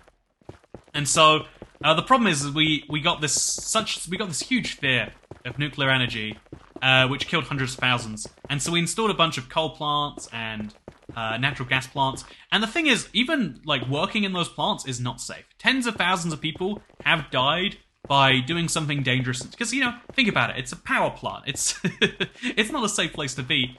But then the second order effects of how many people have died, you know, like even if we ignore climate change, right? Let's just pretend we live in a world where there is no climate change, right? That because, you know, a lot of people are going to die from that, you might argue. But I think that's a much harder thing to prove. Just the particulates that come out into the air. Just the local air, you know, just the air degradation that power plants cause have killed way more than hundreds of thousands. But it kills them slowly in ways that you can't always perfectly attribute to the power plant.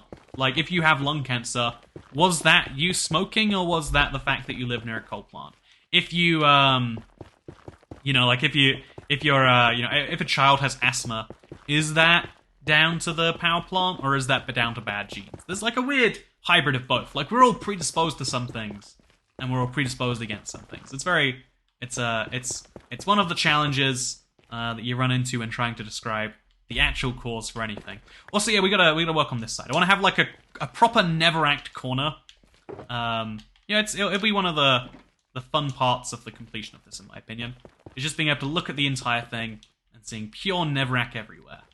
That's what you want, right? When you're making a biome, when you're making a Nether, which, let's be honest, the old Nether did consist of mostly Netherrack. It's important to have that sort of stuff. Anyway, speaking of things that it's important to have, I think that I think it's important for us to think about the long-term ramifications of things, because we often do think way too short-term, and it's kind of a problem. Like, you know, the reason that so many things switch to subscription-based models is because, you know, like, if you think about games, the whole model behind being a games company was make a video game every single year, sell enough copies that you can make the next game, and then hope you sell enough copies of the next game that you can make the one after. That's how you make it in the video game business. You just keep selling more and more copies. Oh, wow. That went down quite deep, huh? So I'll place these blocks down here, but the rest of them can go up like that. We won't place on the wall because... Actually, we should place on the wall. It'll be fine. But, yeah, the model makes sense for sometimes, but then all it takes is one bad video game, and now you can't make video games ever again. Because although making one game every year makes sense if it's just a fun hobby, when you have loads of full-time staff, one bad failure as a game company now means you can't make games ever again. And so studios went under like crazy. And so then they worked out, okay, there's a shulker box around here somewhere, right? Is the shulker box my inventory? Did I never pick up the shulker box? I definitely placed it down somewhere, I'm guessing. I'm worried I didn't pick it up now. That's kind of a terrifying thing to imagine. You know, let's go real quick. Let's check that out. Let's see if it's lying on the ground. It's far enough away that it wouldn't have despawned. I hope. I really hope, actually. I definitely grabbed a full box. There's no way I used it all, right? Did I? Well, I mean, we have to assume that I did. Because otherwise I'm assuming I lost the shulker. Okay, wait, I've got 3 shulker boxes on me. I used... Okay, you know what, we're fine. We're great. So I'll take one of these with me. And, you know, I'll take 2 of them with me. And then I'll fill up my inventory from this one. Let's go. Netherrack time. It's Netherrack placing time. You better believe. So yeah, let's get back to the wall over here. Just to get some height in there, right? We need to make this look a little bit less freakish. And the way we do that is by placing blocks upwards. Sometimes those blocks go on the sides, and sometimes they go straight up. But yeah, so I think that... by the way, this project is like... You know, really, it feels almost like a child. I wonder if that's one of the reasons we have this desire to create things in the world. You know, like, it's really a reflection of that same feeling of, like, yeah, you survive and you reproduce. Those are the two goals of a human. And so if those are the 2 goals of a human... Also, I can't do this facing backwards because of the... If I do this facing backwards, I run into the issue of when it goes sideways, I won't see it and I'll just fall off. But let's make sure we do see it. Anyway, yeah, I wonder if, like, you know, like, if you can't make a physical being, you can make an idea that lasts. In fact, an idea lasts way longer than a physical being. if you think about the CEO of Mars, right? Do you know her? Do you know she was a her? I bet you didn't. Is she a her, actually? Fact check me, Harrison. You know, like the CEO of Mars, who I assume is still a woman. I think she's the oldest lady billionaire. But like, you know nothing about her as a person. So her father, who made the Mars Corporation, basically, you know, like, although you might, you know, like, his achievement to make a person was nowhere near his achievement to make a giant chocolate bar manufacturing corporation, right?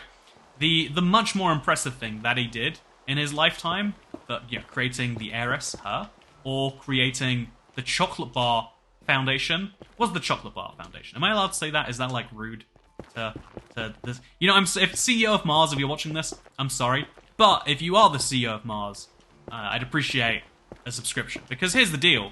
Making things on a one-off basis, when you're trying to make, like, a recurring thing that lasts for a long time, really bad idea. Whereas using a recurring system, like a membership, would be great. So yeah, if you are the heiress of Mars Corporation Incorporated, I'd appreciate if you could become a member, because long form content is really great in my opinion, but it's way less likely to reach new eyeballs. And so, you know, it's like, you know, every time you release a new video, it's way harder to find new sales. And so instead, I'm hoping, like, okay, if you like these things, support it on a monthly basis. It's one of the best things you can do, and so and in exchange you get all these wonderful benefits for yourself. You know, to me, I think it's important for the support level that you do it, because like you want to see more of a thing. You know, you can help make things that you want to have exist, and that's wonderful in my opinion. And I think that's an important reason to help make the business. But also, if you become a member on the channel, you get access to, in my opinion, one of the coolest benefits of having a green name, having emojis, and having this recognition of, like, yes, I care about this some amount. I think being invested in something is great. One of the reasons that society tries to encourage, like, I don't know, home ownership or whatever else, is because the more invested you are in something, the more you care about it. You know, if you live in a house, a temporary place, you know you're gonna leave it in a year. Let's say like where I live right now. You're never, like, invested in making it super nice. But if this is your place that you're going to live in forever and then eventually you're going to, I don't know, sell, you're really invested in making this the nicest place it can possibly be. Also, I think it's time to go to bed. Tell me if you think I'm wrong, but I think we should get a little bit of a nap on. So yeah, let's do that.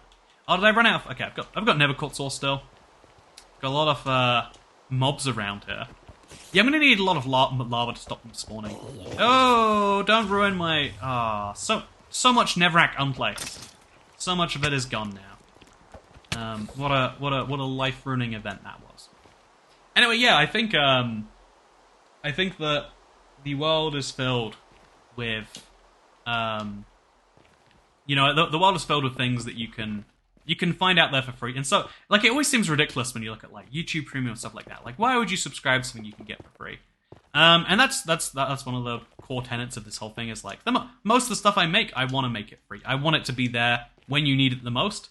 And that means making it free so you can access it when you need it the most. Without having to worry about, like, paywalls or whatever else. But if you want to help make it there for other people, I'd appreciate a membership on this. There's a join button next to the subscribe one. And yeah, it's the current, like, it's the realization I've come to is, like, that is the important metric. It's because, again, everything else, when everything in life actually operates on a monthly cycle. Like, if you want, there are very few things you buy once and then they're done. I think that's like a curse of the modern world. But think about it, right? Like, you might think most of the nice things in life are like a big purchase, then you're done. But really, besides a house, even a house you have to maintain every year. But, like, if you want to buy a private jet, they only cost $500,000. The real cost isn't having a pilot. Pilots make about $250,000 a year. Isn't having jet fuel. Think about how much jet fuel you need. You know, it's not a fuel efficient vehicle. It's in having all of the safety equipment, in making sure that it's all certified. It has to fly a certain amount of hours every... You know, like, you have to go through so many steps to fly a private jet. And that's why private jet is so expensive. Everyone, you know, like, every one of the world's millionaires can afford a $500,000 private jet that could take them anywhere they want, whenever they want. But staffing it is so expensive that even very wealthy people fly commercial unless they really need to be somewhere in a specific way, right? at a specific time, etc., etc., etc. Like, you need to have a very good reason to actually own a private jet. And you know, and so in the same way, you know, if you want to help me buy my private jet, then become a member of the channel. No, I it's kind of funny because, like, if you know, even if a private jet was a $500,000 purchase that you used once and then never again, that would still be like, well, it's $500,000 that just, you know, even then the private jet would depreciate over time because you would want a brand new one. You don't want to buy a pre-owned private jet, do you? You don't want to, you know, you're not making a huge $500,000 purchase to buy someone else's, and so the more you use it, the older it gets and the more depreciated it becomes. Just like with cars, people think a car is like an asset, but the problem is the more you drive your car, the less of an asset it is because the closer it gets to breaking. One of the tragedies, really, is that you know, like the more you drive your car, the more it breaks, but the less you drive your car, the more you're paying for something that you're not getting value from. It's truly a curse of the automobile. But that's the point for another time. Anyway, so yeah, I think that if the CEO of Mars is watching this video, sorry about this, but I do genuinely believe Mr. Mars, whatever his name was, it's been so long since I looked into this, the guy who made it. But you know, was his bigger accomplishment creating, you know, a daughter that he probably loves, etc., etc., looks like him, probably, or was it creating those you know, the Mars chocolate bars are a really good one. I like it a lot. You know what's crazy? Mars is an American company, but the Mars bar doesn't exist in America. What's the deal with that? Do you know what the deal with that is? I don't know what the deal with that is. There's got to be a good reason. I just can't tell you what it is. I cannot tell you at all. Is there a reason I can't tell you? I mean, maybe there is. Ooh, spooky. But no, yeah, it's kind of a crazy thing.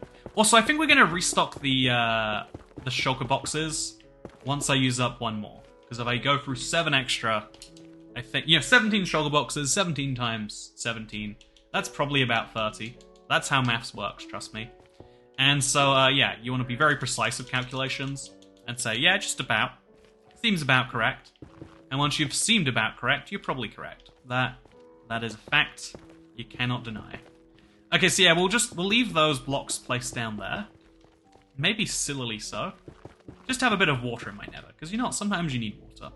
Now let's cover this landmass, because, you know, it's doing something different, but it's also important to make this corner all Netherracked up. I could remove the blocks. I'm going to have to remove a lot of blocks later. There's going to be a lot of sand that's cleared for this, which is good, because I always want sand. Man, and yeah, when it comes to Minecraft projects, I'm always lacking sand. So, like, getting some extras of that, I'm not going to hate it at all. I'm not going to have any issues with having extra sands. Also, you see that block like there? Very strange stuff. But yeah, I like to do the edges of something first. It's like coloring in the lines, because the middle bit is the best bit, right? When you're done coloring the lines, you can focus on the brute force. Just that's what I'm getting to do in Minecraft right now. I just get to do the brute force. Yeah, look at this. Just wherever there are blocks, there becomes Netherrack. Wherever there are cows, can cows spawn on Netherrack, or do they have to spawn on grass in a plains biome? It'd be a shame if we're removing our cow options. Our cower, you know what? The cow cowers, if you think about it. We wouldn't invent the word cower if cows weren't cowardly, right? I'm just saying, think about how he's avoiding this conflict right now by looking into the wall. Kind of cowardly of him. Anyway, so, you know, I say anyway some as my, like, transition between topics. What if I don't? What if I just say, so, moving on briefly to my next point of conversation. Since we've concluded that truth is a meaningless label that can be applied to anything at any time, and since we've concluded that even the basic goal of life, from a biological perspective, can be entirely refuted, because again, one of the things that we do as humans is this is where truth and the meaning of life come into a weird world together, is we can create truths that are true. The Mars Corporation, even though it's this thing that's way better, I feel like this is just a video ragging on the Mars heiress at this point. But it is, you know, you suck. But even though the Mars Corporation is a way better thing, it is actually a fictional entity. And I know that sounds ridiculous, but it's actually true. Mars does not exist. Mars is a figment of our imagination. And it's a part of our imagination so collectively that it's real. Because you might think, like, well, I mean, Mars is real because it has, like... But, like, it's the things that are real about Mars are the employees who work for it, the recipes of the chocolate, the bars that it produces, the factories it uses to produce those bars. But there's some imaginary entity that owns all of those things together, right? There is, you know, like, Mars doesn't exist as a person. There's no, you know, like, there's no way to see Mars as a thing. You can see their chocolate bars, you can see... But it doesn't exist in a tangible sense. It exists in a imaginary sense. In the same way, you know how maths is real, right? Was maths invented or discovered? But, like, it is a really fun question. But think about it, right? Even though it makes perfect sense to all of us, because we base a lot of things on it, maths doesn't exist in the real world. Or time, right? Time exists. Like, things are moving forwards all the time, but our measurements of time are entirely meaningless. You know, there was no time before humans decided to measure it. There was the passage of events that happened one after another. But until we started to, you know, like, time is the way of knowing we should meet at this point. Time is the way of knowing how long ago something was. Because, I mean, you know, like, things being in the past, like, before time, there's just the past, there's the future. Oh yeah, in the past, I was born. In the future, I will die. In the past, I ate chicken. In the future, I will eat a lobster roll. In the past, this video began. In the future, it ended. Without time, how do you know when the future's how do you know when the video's going to end? How do you know when you need to be at the next important thing you need to do? Like, time is this invention, but it's also very much a real phenomenon, right? Like, there is a real time behind that. So yeah, time is a lie, but also it's true because we all believe in it. And so is Mars in the same way. Yeah, Mars and maths and everything like that. Yeah, they exist, but, like, in a very confusing, like, sort of not kind of sense. It's very hard to, yeah, it's one of the, you know, can I tell you about something? It's been on my mind all day. Can I tell you about my issue? I keep getting ants in this place. You know, this place that I don't care about. You can now start to see why I'm getting ants, and it's biting me in the ants. But the problem is that like, I don't know, there's just always, like, some food matter somewhere, and they're coming to get it. And then, like, I'll get rid of them, and then I'll get lazy, because once you don't see ants, you stop caring as much about not getting ants. And then some more ants show up. Or maybe it's not even me that has the issue. It's like, it's coming there naturally. And it's like, oh, I don't want these ants. These ants are ruining my day. And now they're, like, all over my cooker. You know, everyone was saying, like, oh, you'll love your gas cooker, toy cat. But, you know, will I love my gas cooker? No, it's covered in ants. I don't like things that are covered in ants. If you're covered in ants right now, hate to tell you, probably don't enjoy your presence on this video. I don't know if that's a blessing, necessarily. I'm going to leave the... Even though I love leather, even though I love the thing, I think I'm going to leave it right there. I'm also going to place some blocks over that hole. And I guess this one too. There we go. Look at that. We have a Netherrack corner. The Nether is starting to come together right over here. Again, 30,000 blocks is just the down payment on this thing. But you're starting to see how we're making a dent with those blocks, right? You're starting to see how you place enough blocks over and over and over again, and they start to become something, right? At a certain point in every Minecraft project, you're going to realize, you're going to think to yourself, like, man, why am I continuing on with this? Wait, is that a... No, that's just gravel. I thought it was a amethyst geode, because I'm stupid. And there comes a point where, like that, and you need to... That's when you need to convince yourself, like, I am making progress. And I think, looking at what we've done so far, there is no doubt that this is progress, right? There should be no doubt that this is progress. This is definitely someone's version of progress. To ask too much of Harrison, here is what these coordinates looked like before we started doing things, and here is what they look like now. Do you see the difference? It is Nether and Overworld. You know, that doesn't work as well as night and day. I was hoping it would.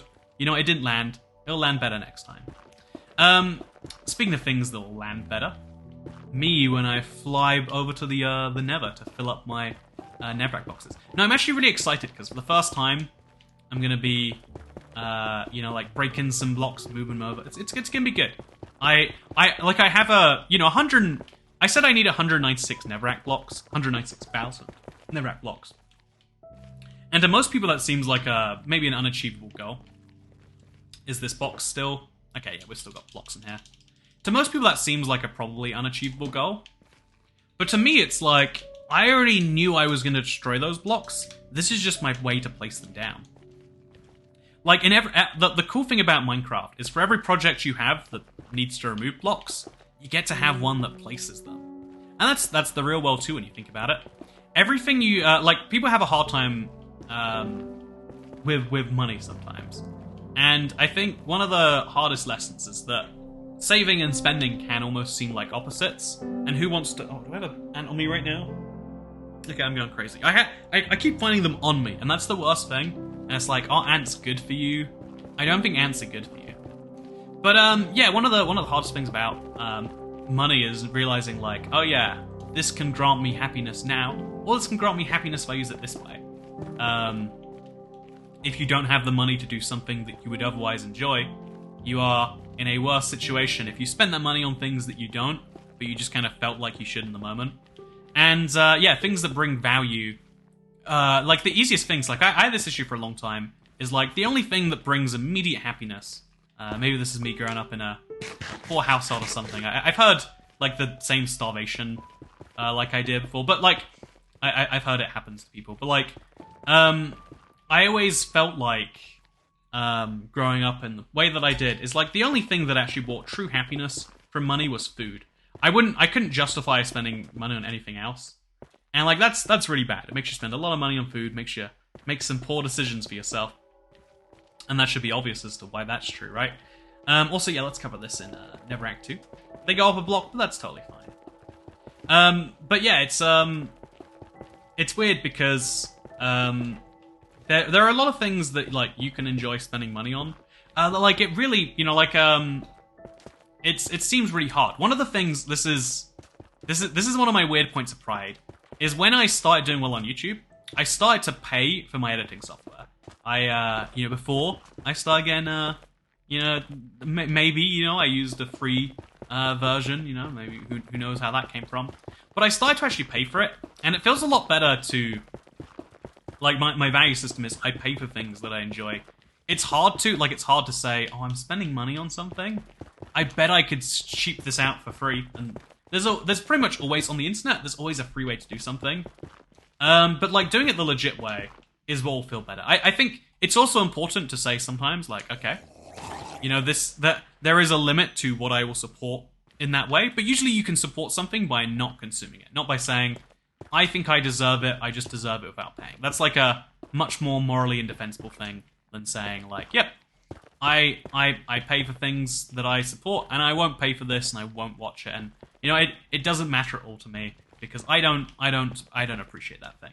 And so, yeah, like, supporting things that you care about is like a weird part of the financial relationship, but it's one we all need to have. In a world where we have free agency over our money, which I think is an important thing, it's important to use that free agency to do things that you find to be good, that line up with your value system, to create your truths or whatever. You know, isn't that the crazy thing? Like, do you remember during that big trend of like, what was it? It was during the times where everyone was being called out for everything, and the phrase "your truth" became real big. Like, I'm just telling my truth. And that seems ridiculous on the surface. Whenever I heard that, it's like, oh yeah, their truth is that they didn't do something, but my truth, you know, like it just varies from theirs because I think they did something terrible to me, and you know those terrible things would be, you know, career-ending examples, and you just gotta like say, ooh, I don't know who's correct. You know, are they saying it that way because they don't want to be directly accusing them, or are they saying it that way because they know they're wrong, and by saying their truth, they're kind of removing culpability? You never actually know. But you never actually know, am I right? Okay, high quality, I know.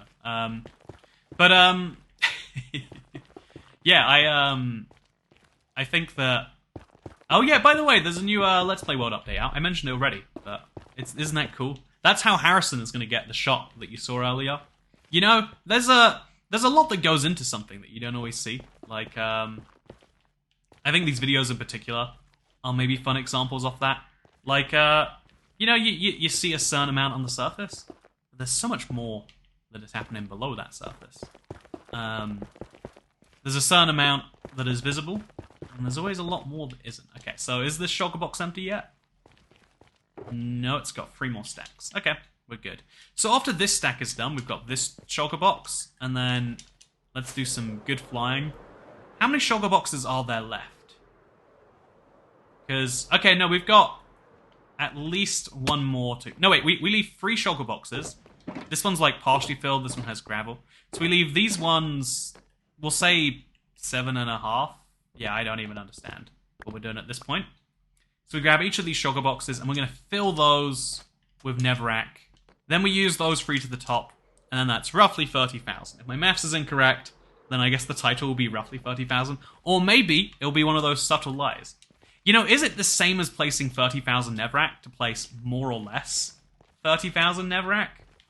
Some people would say no. Some people would say no. 29,000 Netherrack is clickbait. But given that we can never know exactly how many we can place, we can work out how many boxes we used, and we can say, to a degree of certainty. But we can't be exactly sure that, like, I placed all of them. Can we? Maybe we can, actually. Like, with these Nether quartz blocks that are in there, and with the fact that we mine some and then we place them again, does that count as a new set of blocks? I think you could do this all day and say, like, well, I guess there's no truth and the world is filled with lies, and I'm just going to go enjoy a Pop-Tart. Side note, I enjoyed a Pop-Tart donut recently. It was so good. There's this donut shop downtown. Because, you know, Vegas is like this very crazy, you know, entertainment party city, but it's also just a city with lots of normal things that you expect to see, like a donut shop. And there's this donut, I think it's called the Donut Bar. It's really, really good. They got a donut aquarium in there for some reason. And one of the things I love is they have a donut that is, it's like the filling of a Pop-Tart, and the size, it's like, but the size of like a Pop-Tart, and it just, I don't know. That's how they described it to me. A Pop-Tart isn't actually very enticing when I think about it. I have to do better with you. It's got like brownie, butter, cookie dough. You know, I love cookie dough. It's one of the underrated things in the world. And it has basically that. What more do you need to know? Next time you're in Las Vegas, go to the Donut Bar. That's right, the donutbarlv.com. I don't know if that's their address. You know, I don't even know if it's the best donuts in Vegas yet. I'm making it my mission to eat lots of donuts. But the problem with donuts is they're like a treat. You can't have a treat every day. If you have a treat every day, it's not a treat anymore, right? It's just part of your day that's giving you diabetes. Which is a real concern of mine. I genuinely, like, my body, my being, my essence runs on sugar. I don't really ever understand why that is, that I feel like most people aren't sugar driven, like they're like, oh, this is too sugary. When I hear something's too sugary, I'm like, yes, give it to me. You know, you stop eating it now, Mr. Non-sugar appreciator. That's going in my mouth hole instead. To tell you the truth, that's how it really is. You know, it's nice to pretend like, ooh, this is a bit too rich, but it's also nice to just enjoy way over the top stuff. So I've actually got 6 empty shulker boxes, plus, okay, this one's not empty. So this is my 7th empty shulker box. We're gonna go to the Nether now, fill them up, bring them back, and then, because again, like having 10 shulker boxes is only 17,000 and something like that. It's 17,000 something blocks. Actually, I have a nether portal around here somewhere, I think. It's, I think it's by the furnace biome. Yeah, I think it might be the crafting table forest, actually. Oh, there it is, yeah, it's just on the sea of both. I think we should make this beach a beach made from... You know, I'm just saying, fun idea, right? Is a beach made from beacons? The beacon... No, there might be too many beacons. Might have to use something lower end. The brewing stand beach. I mean, yeah, brewing stand beach is a good idea. I think I should make a brewing stand beach. What do you reckon, chat? Oh, there's no chat. I'm sorry, I call you chat even when you're not a chat. How do you feel about that? You shouldn't feel good if that was your answer. You should feel bad. Okay, so I've been working on a tunnel, and this is the part of the video. I've got some shame to share with you, internet. This is the part of the video where you realize this was recorded a little bit ago, so we could get it edited and whatnot, and then uploaded during my time of inaccurate country existencing. And so this is actually a slightly old version of the Nether Tunnel. If you've been watching all the streams, you'll be saying, what is the deal with that, Toy Cat? Well, this is an older version. It's looking pretty good, right? It's looking pretty good. You gotta tell me it looks good. Give me the validation, please. Okay, so now we place our shulker boxes. Can we just... You can't pick block shulker boxes. It's very annoying. I understand why, but that doesn't mean I like it anymore. Then we'll pick blocks 3 of those, and then these 3 go there. 1, 2, 3, and then we fill these up with all of the Netherrack. So this one, and then... You know, this might be easy with, like, what are they called? Hoppers or something like that. Yeah, there's got to be an easier way than this. Just manually going over and grabbing them all. But if there is a way, I'm not aware of it. So then we take all of these blocks. Well, actually, we'll take from the top furnaces over here. Oh, sorry, top chests over here. As an idea next, I think. But yeah, now we empty that. And then the next one goes here. It's crazy just the scale of blocks we're working with, where I've spent like 10 hours mining these blocks, which I'm now directly moving into chests, so that I can take them back with me and place them in my overworld. But yeah, moving blocks between dimensions is fun. Like, slowly but surely. You know, replace my Nether with my overworld my Nether. If every single block we mine in the Nether we take back with us, and every single overworld block we mine we take back there, we could switch the dimensions out, right? That's a bad idea. If you want to take that idea for yourself, you can have it. Because I'm certainly not going to. Instead, we're just gonna keep on placing. It's weird because a double chest contains 2 shulker boxes. It shouldn't be weird. And I guess it's not weird to most people. Kinda weird to me. Kind of have a hard time adjusting to that, honestly. You know, they're getting closer and closer. Also, don't light this on fire. It's a blue ice pathway. Treat it nicely, or you won't have a blue ice pathway anymore. Also, how did you even spawn here? This isn't a...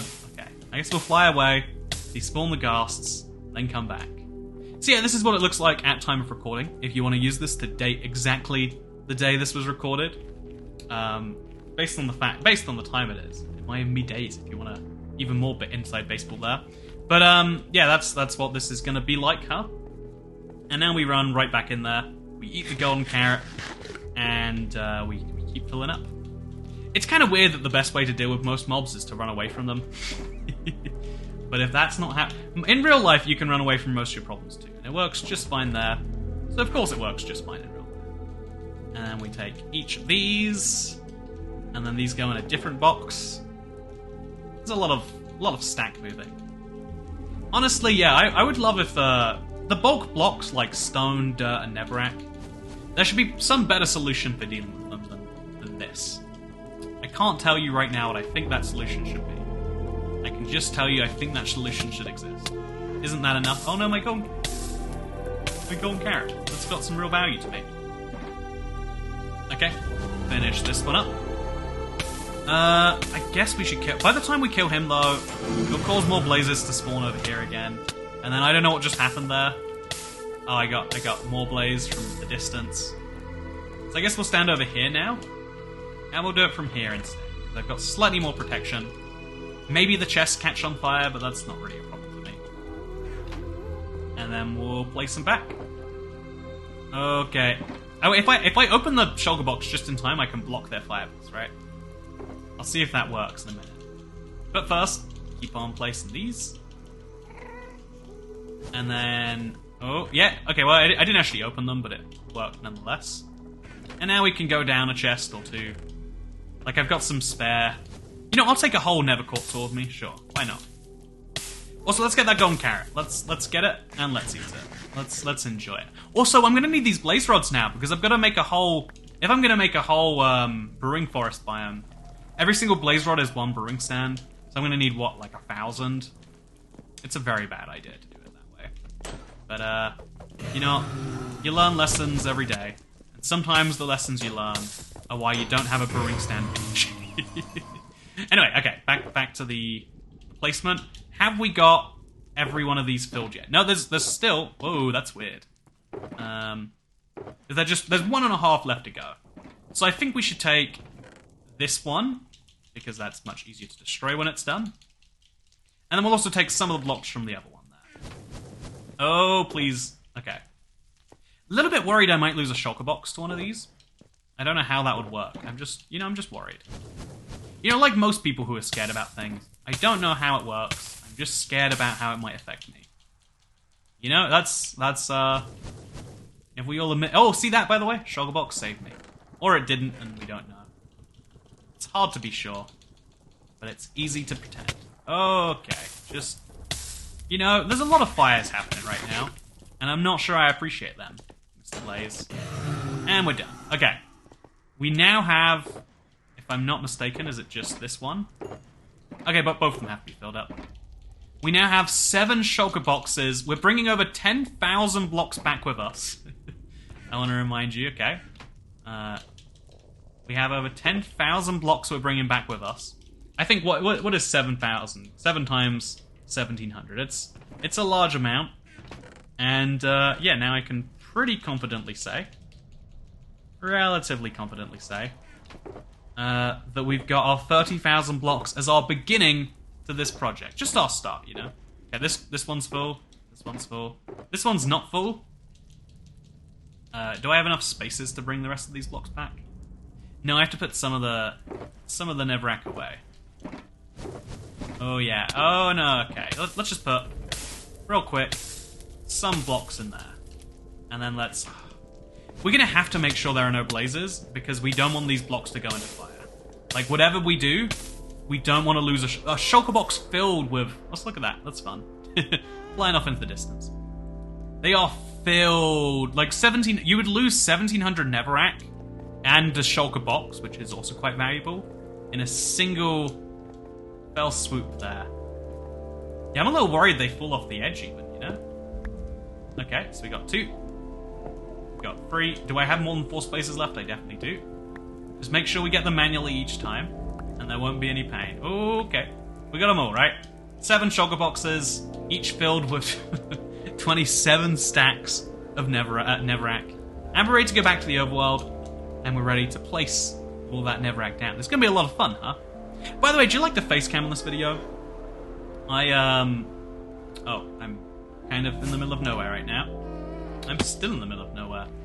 Well, this is why I need a tunnel web. This is why I'm doing the main part of it. You don't want to get lost in your nether. You want to have clear, concise ways through it. And that's why you need grand infrastructure projects. Grand infrastructure projects that take a lot of time, pain, and effort, but are totally worth doing anyway. And so now, here we are on the other side. Okay. Let's go back through. Let's go to the pre-brewing stand beach. A brewing stand beach is a great idea, right? Just to confirm. Let me know in the comments. Agree with me that the brewing stand beach is great. Give me the validation that it's a good idea. And, yeah, I guess now, here comes the next part, which is we restocked. It was crazy like using up an entire shulker box full. It takes a little bit of time, but now we've restocked them, and now we get right back to it. This ocean will be covered, and a lot more too. So yeah, I actually have an important thing I need to do real quickly, and so there's going to be a little bit of a cut here, and I'm going to look different too. I'm going to age slightly in between now, and I'm back with literally nothing having changed. There's no way that you could tell that it's a different day, that's for sure. But something that I've been doing, in the 15 seconds in that cut took was obviously I recently started watching cable TV. So I used to have one of these as I was a child. In the UK, we don't call it cable. It's like usually you just call it Sky or Virgin, whoever has the set top box. But I haven't listened or watched or done anything with mainstream TV because after you find YouTube, why do you go back? After you have Netflix to bridge in the, watching old shows part or a DVD or whatever it is, you don't really need to use the live TV for many things. But I recently, because my apartment comes with cable for weird reasons, like it's like built into the rent, which if you think about it is the worst deal ever. Like regardless of whether you're paying for something, you're basically using it. People love to say that it's free, but they still have to pay the company X amount of money. And so, I'm actually doing terribly for myself, being forced to pay for cable alongside internet. But anyway, so one of the things I've been doing is I've been watching cable for the first time in forever. And let me just tell you, I think it's a really good service. Like, I didn't realize after so long watching YouTube and TV where you know, you watch 1 or 2 ads and get to it, or you just pay, you know, a small subscription fee. I love the idea of cable. It's amazing. Like, I think I need to incorporate it more into my videos. Like, what if instead of, you know, this video, because, you know, like, you might be thinking to yourself, this video is too short. If this was on cable, this would be 25% longer, and it would be filled with really weird ads for Hyundai, which, you know, is great. Who doesn't want to learn about new vehicles in between the, you know, the entertainment they put on at the end of the day to feel normal? But even better than that, there's also the fact that you wouldn't be able to pick to watch this, you know, this video. This video just would not exist, because if you want to watch it, you better tune in at exactly Monday at 9 p.m. You're not. It's really great to reward you for paying a fixed fee, which is usually like, you know, $50 plus a month or something. They then throw in dozens more ads than any platform that exists, free or paid. And then you have to watch it at a specific time, and if you don't, then there's like a weird, it's called DVRing, right, where you can record the show. But if you record the show, instead of watching it on demand, like your Netflix or something, they still record the ads, and you have to skip through. It's just, it's so good. I mean, it's revolutionary. I think that YouTube could really take a page from their book. You know, YouTube could really take their book right there, and I think people would really enjoy that personally. So yeah, I think cable is something we really need to encourage here. But more seriously, there are shows. I was watching the newest series of Rick and Morty, I'll be honest with you, and there are shows that are only on cable. You cannot watch it on any catch-up service because, you know, cable networks pay for it, so they want to show it that way. And it's just like, oh, this is why people pipe. I was saying literally earlier in this video, like, oh, you know, I think that in general, if you like something, you pay for it, is a really good way to live most things in life. You feel better about yourself. You're doing better for the world, you know, like the world as a whole. But the weird thing about you know, systems like the cable networks is they basically try to punish you real hard for liking something and wanting to pay for it. It's like, no, you don't just pay with your time. No, you don't just pay you know, with the ad supported thing. You don't just pay with your money. You must pay with all free. You know, it's almost like a evil villain laugh or something. And I've always found that to be kind of funny. Just like I find ice cream vans to be an interesting business model. Like, you pay more for an ice cream van, right? That's just the fact. Like, if you go to the store and buy ice cream, you get a discount. You know, you get the I am buying this in bulk discount, I guess, because the more something you buy, the cheaper it generally is. With weird exceptions, actually. Okay, this is my observation on that fact. In general, it's cheaper to buy more of something, unless that's something that everyone knows they're going to use more of. So, for example, ice cream is cheaper to buy in bulk, because the amount of ice cream you actually usually want is enough to eat now, and then you're not going to want ice cream till you next crave it. That could be, you know, that could be minutes from now, or more seriously, it could be weeks from now, right? You know, like, so they sell you enough ice cream so that you have so much of it lying around that you eat more. Like, there are some products where if they give you 4 times as much, you don't consume at the same rate. Like, I was in Costco recently, and they only sell crisps by the 36 bags worth. And I know from previous experience that if I buy 36 bags worth of crisps, I just start eating them 2 or 3 at a time. If you have 36, why would you not? Whereas if you buy 1 packet of crisps, you eat it now, and you're done. Oh, sorry, for my American viewers. 1 potato chip bag. There you go. See, everything's wonderful. And yeah, I think it's interesting that things that you will use regardless. So, for instance, toilet paper doesn't get much cheaper in bulk. Like, if you go real bulk, it gets very slightly cheaper. But everyone is you know, using the bathroom a couple times a day. Or if you're one of those crazy people who uses it every couple of days. I thought, you know, when I first learned that was a thing, like, I don't know why, you know, teenage me is having some conversation with some friends, and there's one guy there who I was never really, like, that fond of, who was like, yeah, I only do it every 2 or 3 days. It's like, are you bragging right now? Is this a point of pride for you? Are you trying to, like, you know, flex on everyone else? Like, yeah, my digestive system, so confused and broken that stuff only comes out for every 2 to 3 days. But apparently some people do. So, you know, for those people, you use less toilet paper, I guess. But you're still going to use it eventually. The same is true. You know, you ever think about it, almost every, you know, like, everyone knows the general rule that you buy more, you get, you know, like, it cheaper. Like popcorn at cinemas or everything else like that. But stuff that is an essential never is. So petrol, gasoline, for my American viewers. But you know, petrol, gasoline is never cheaper in bulk. Even though in theory you are lowering their costs, because their fixed costs are like buying the pumps and, you know, like running the electricity for it all. Well, the more you buy, in theory, the cheaper it should get. But in reality, they know the more you buy, the more your tank is filled, and the less you're going to use up the maximum you could purchase at any one point in time at some point. No one ever goes to themselves like, well, you know, if I fill up the tank all the way, then there'll be so much petrol in there that I'll never use it all. You know, that's just, sadly or happily, I don't know, depending on your point of view, that's just not how anyone thinks. You know, I've been thinking about it for a while, because, you know, like that, one of the big climate-based issues is basically we have this reliance on basically everything in the modern world works on, yeah, the dinosaur juice goes kaboom, and those kabooms make... Also, I'm just going to break a few of these. The kabooms run a lot of our modern world. It's not just in terms of basically every vehicle on the road, even now with electric being so big, it's still 95% plus vehicles run on explosion, explosion, explosion. What makes the best explosions? Oh, it's crushed up dinosaurs and birds from the 400 million years ago in the Gulf somewhere. So like it's very interesting on that level that like, yeah, we still haven't worked out a better way, but it's also like it's a big source of problems when it comes to like, I don't know, emissions, because making those dinosaur kabooms leads to a lot of smoke, a lot of carbon monoxide and nitrous and nitrogen. Sorry, not nitrous, but at least a lot of you know, bad things. Everyone's very familiar with the problem. If you're not, then you probably don't believe me when I say it. So let's just say that in general, we want to solve that. And it's funny because basically every problem we've ever had would be solved by the one simple issue of just creating cheap electricity.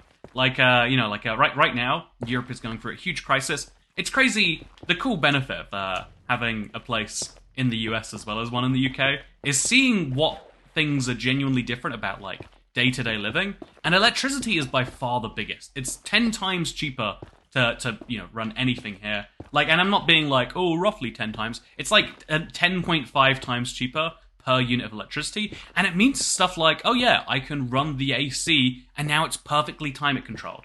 I can, you know, buy better hardware for games and videos and whatnot, and I don't have to worry like, oh, that's going to cost when it's running. You know, those sorts of things like that otherwise would bug me, because paying, you know, hundreds every single month just to run your fridge, your washing machine, your climate control, you know, it's enough to make you question, like, do you really want these things that badly?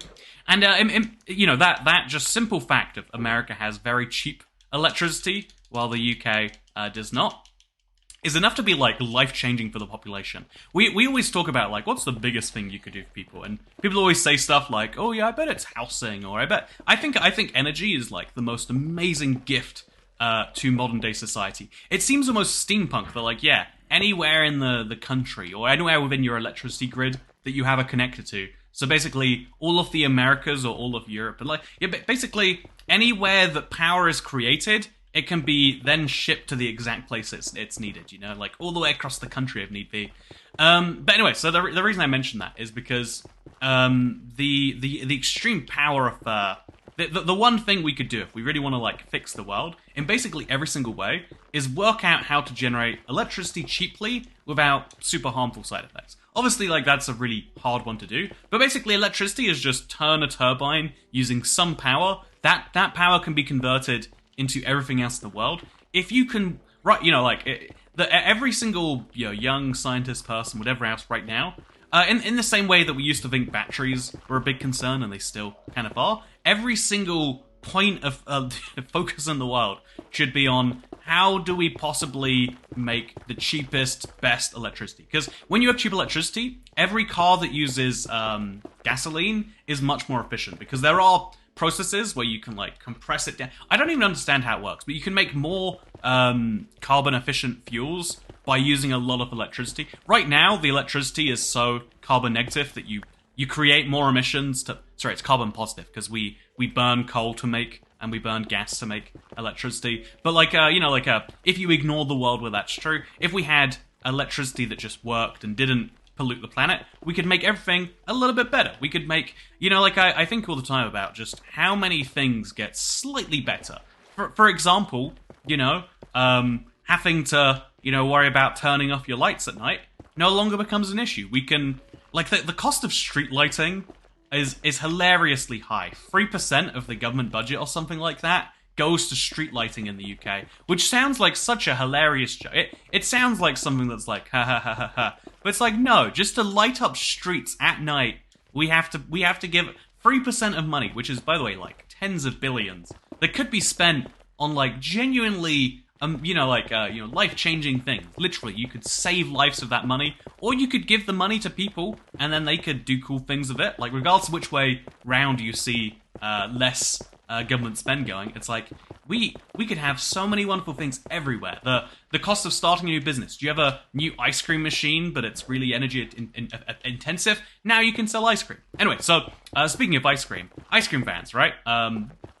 Did I ever finish my point on that? So, ice cream vans, you kind of pay a tax for buying a really small amount of it, because when you buy a small amount, they know you're not coming back to buy more later, so they kind of have to charge you for that, if it makes any sense, in a way that you don't when you buy in bulk. So, ice cream vans are a really fun example of that, but it's really interesting because ice cream vans are the sort of business that only operate in very specific areas and locations and times, right?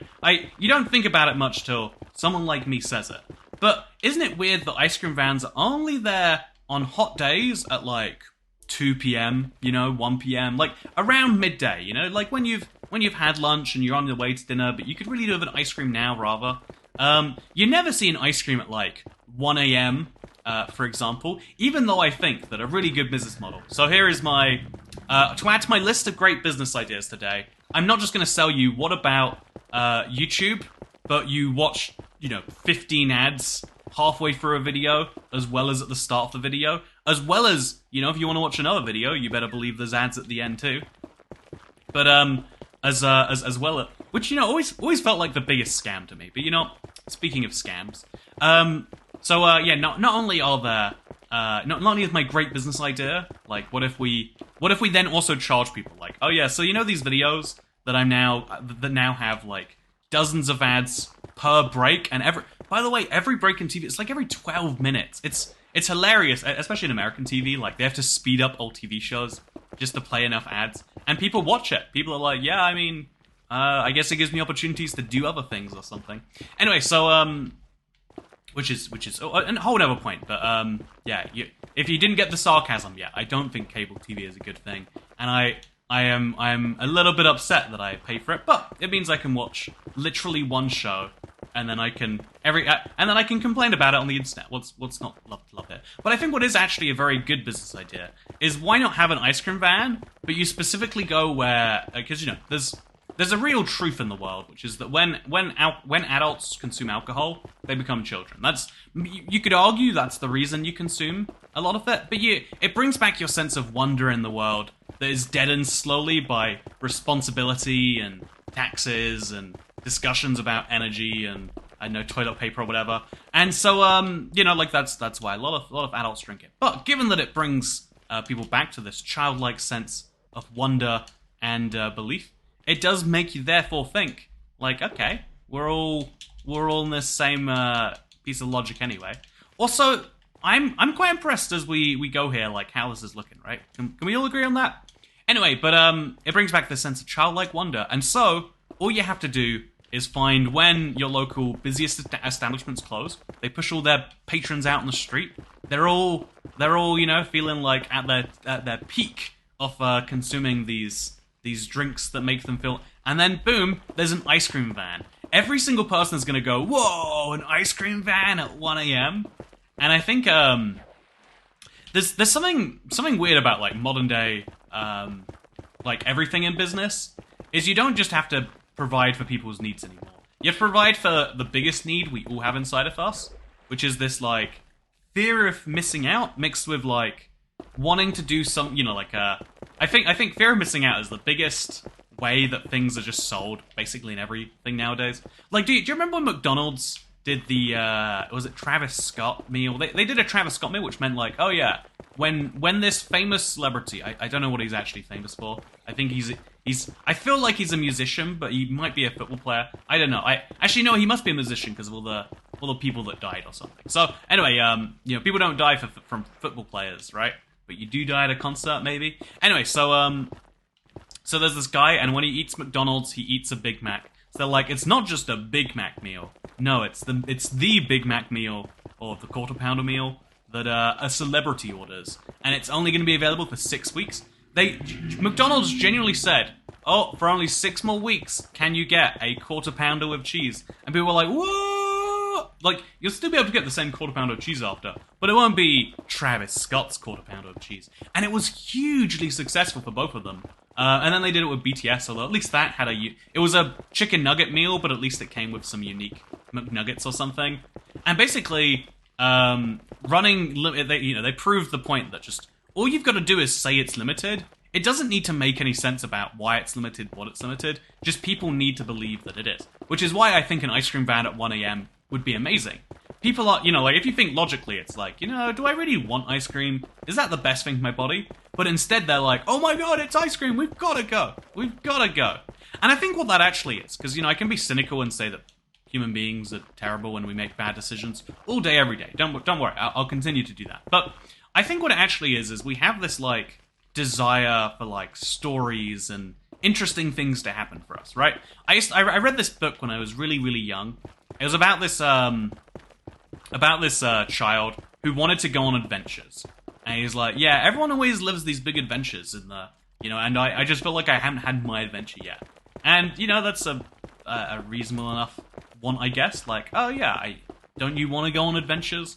And so he spent a lot of effort trying to go on these adventures. He tried so desperately, so hard, to go on but it just didn't work out for him. He was not going on these adventures. And so then he every single time he had a very, very terrible day. And at the end he realized, oh, maybe the adventure was the things I didn't do. It was a really terrible moral of the story. But the point I wish I could tell you what the book was called. I read so many books from, like, old-timey days, like from the 60s or something, because I spent a lot of time as a kid, like the vast majority of it, at my grandparents, and I guess they had books from when I don't know. These were like 40s books. There were characters called Fanny and stuff like that, which apparently was a normal name at some point in the past. It's funny because it means, you know, it's in British English it means something even worse than you might be imagining. If you're anyway, you know, it's I read a lot of books, and in all of those books, the common theme was like, yeah, something crazy happens. Which is kind of what we all want, right? The reason we all tell stories is because you want to hear most from someone else when something wild happens, and you want to hear, oh wow, 4 salmon spawn in a little tower right there together. You know, telling stories of, like, things that have happened is like one of the oldest human things we have, and to me that's kind of cool because no matter how far we advanced as a species, no matter how much we feel, you know, how much it might seem like we're changing, like millennials are killing this and that, etc. We're actually all the same basic humans with the same feelings of, I would like to share things that are interesting about my life with others. You know, like, people like to say that it all came from social media and the push to this, and there is some truth to that, but social media didn't invent the desire to share things about yourself with others. Like, people were already doing that before social media. It's just social media gave everyone an avenue to be, like, stack ranked based on it, and, like, to do it every single day, all of the time, and not be seen as like, man, this person, how often are they going to keep talking about that? Because the revolutionary thing about social media is it changes every conversation from, like, a two-party thing where, you know, I'm talking to you and you can choose to be there, to, like, I will talk to the wild and choose to be involved or not. You know, isn't that the crazy thing about this video right here? You are choosing to be a part of this in a way that you know, if your aunt comes and speaks to you, you don't have the option of opting out. You can't say, you know what, I really don't think you're going to put any interesting conversation up here, aunt. Let's just not do it. You know, thank you for the offer, but no. The internet basically allowed every social interaction to go to being that way. You do it at your own will. You only are here because you choose to be here, which I think is the real power of the internet. Like, every single internet community that you're in, maybe some people are there for, like, obligation to try and build their social credit with the group out or something. But most spaces on the internet, you are there because you want to be there. And this is really wonderful because being in places out of, like, pure desire is really cool. I mean, you're never going to find someone... Like, if you want to talk to people who are really interested specifically about this channel, you can do it in the comments section. Or there's a dedicated Reddit, and there's always interesting things happening on the Reddit, at least to me. Like, someone's posting about how they managed in their super flat survival to get a stonecutter villager, or someone's, showing... It's really cool, like, the sorts of things that people who watch this channel find interesting can be discussed there because it's such a hardcore niche group. Like, imagine trying to talk to anyone, especially your aunt. It's always going to be your aunt now, because, it's like it's just close enough that you have to pretend you're close, but just far enough that you're not really sure if you are, right? So, tell me if that doesn't describe you and your aunt. If it doesn't, then I know something's wrong with you. Anyway, so, the crazy thing about internet spaces is you're here because you want to be here, and that has the benefits of allowing it to be super niche, which I think is so cool the first time you have it. But I also think there are some spaces that benefit from being like, everyone is here because they have to be here. There is nowhere else for them to be. That is one of the things that builds camaraderie the best. I think that's why people at school, tend to develop better friendships than outside. Like, once you leave school, or if there's like a big situation where you're not forced to be in school together, people form way fewer friendships because something about, even though it seems logical that the things we connect on are the shared things that we have. I feel like I connect to people because, you like traveling or video games or, bouldering too. Wow, me as well. What are the odds? In my head, I like people who have the same interests as me, or maybe, we have the same deeper values, like, oh wow, you also believe that you should be loyal to those you care about, or you believe that doing the right thing is not, all these sorts of weird things. Like, if you believe in honesty, right? Like, let's actually discuss real things here. Like, I really like, in my mind, it's probably those things. But in reality, I think you just bond with people when you spend time around them. There are some people you never will be able to bond with because they're just so wildly opposite and different. But even then, if you both try for long enough, you can make it work. The much harder thing to do is to make a relationship, make a thing work without those things, right? It's without the forced time, without the whatever else. It's incredibly interesting. I think friendships as a whole, I think one of the biggest influences that, like, the last couple years will have on us is that people, by being forced into fewer places, because it's so much easier to politely say, like, oh yeah, I can't come, blah, blah, blah, blah. I think because of that, also, this is going to be a really weird Netherrack desert, but I'm just going to roll with it. And there's going to be no issues, okay? Yeah, it's really interesting because we've been forced into way fewer spaces. You now have much more playouts. And I think that every study that I've seen on this confirms that people have fewer friends than they did a few years ago. Like, some friendships have withered and new friendships have not replaced them because that's just the natural state of human beings. And that's going to have so many knock-on effects that I can't even imagine for the future of humanity. Like, because, you meet friends through friends of friends, usually, if you actually think about it, like, because, you both have a shared reason to be there, which is your friend, etc., etc. So, like, there's a knock-on effect and a knock-on effect, and the end of it is I don't even know. I really don't even know where that goes. Hopefully somewhere good, because we're all going to be living through it regardless. But, yeah, it's weird to think that all of the things that... it's always weird when you imagine that something's outside of the control... Not the control necessarily, but the outside of your own influence. Like, yeah, you don't decide who you're friends with. It just kind of arbitrarily happens as you're doing stuff. It feels weird, right? It feels almost wrong, perhaps we could say. Because of course you're the one making the decisions. But I guess my question is, are you really? There you go. There's the fun question. Also, yeah, this is a big... I think I have to put something on here later. But it's like the biggest, flattest area. The rest of it has some amount of texture that keeps it from being so dull. And I think that little lake that will go down a level, that should also help out somewhat. Also this, I guess we'll deal with it later. Yeah, as always, just all problems can be dealt with at some point that is not now.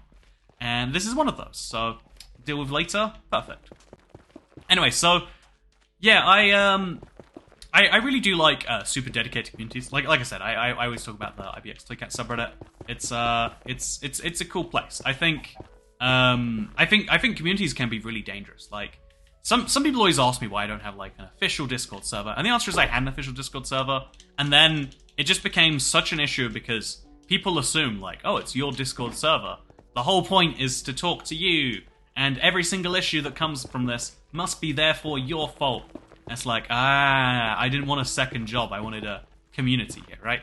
And I think that's also a funny thing about community spaces is like trying to make sure they're enjoyable for other people who are part of it, right? Like is a hard thing to do for some. Like, cause it also, do I fill this with Netherrack? I guess I might as well. I mean, why wouldn't I, right? It makes an interesting space that we can do something with later. But yeah, the scale of this project just every now and then hits me, and it makes me go, how are we ever gonna do all of this? Like, there's a lot of blocks, but it's fine. We can place a lot of blocks. We are Minecraft.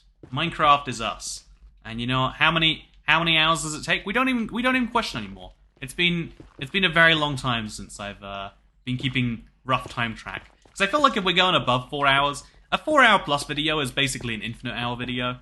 Like, who's gonna watch it? No one's gonna watch it. You do it just for the pleasure of me and you. If you're watching this right now, thanks for showing up. How's your day going? Is it going good? Mine's going pretty good. I like that you're here despite that. You're either you're persevering or you're genuinely enjoying my company enough that like I'm glad that you're here. I am I am genuinely appreciative of your company. You know, maybe your country too. You know, your country is the reason that you came to exist, right? On country is such a weird concept. Like, we all feel this weird sense of like almost pride towards them, but it's like, what did you really do, country? What did you really provide for me? You know, or maybe the other way around might be more funny. But like, you know, if you're proud of your country's like sports record, it's like, what part do you think you really played in that? Same with people. This used to annoy me as a child. Like, people being like, oh yeah, Liverpool won, we're the best. And it's like, did you really win? You sitting there on your sofa, watching this game, going, yeah, this is the team I have the dedication to. That to me is one of the most powerful but incredibly strange parts of the human condition, is that we like associate ourselves with things. And as a result of that, you ever feel like associating yourself with something? You wanna take some collective pride in this work we're doing? I think you actually should. It makes just as much sense as watching a football team and them going, yeah, we did it. Because think about it, you've been here for the journey. You were here at the start when it looked like this was an impossible task. You're here in the middle now that we're starting to see some progress. And if you'll be here at the end when we've placed it all, you get to claim some of that credit. I think that's only fair. Also, yeah, we're gonna have some of these blocks go forwards and solve our previous issues. Yeah, just like that. Just have every now and then a block. Make sure it's somewhat unequally distributed. And wonderful. Now we're gonna build this tower up.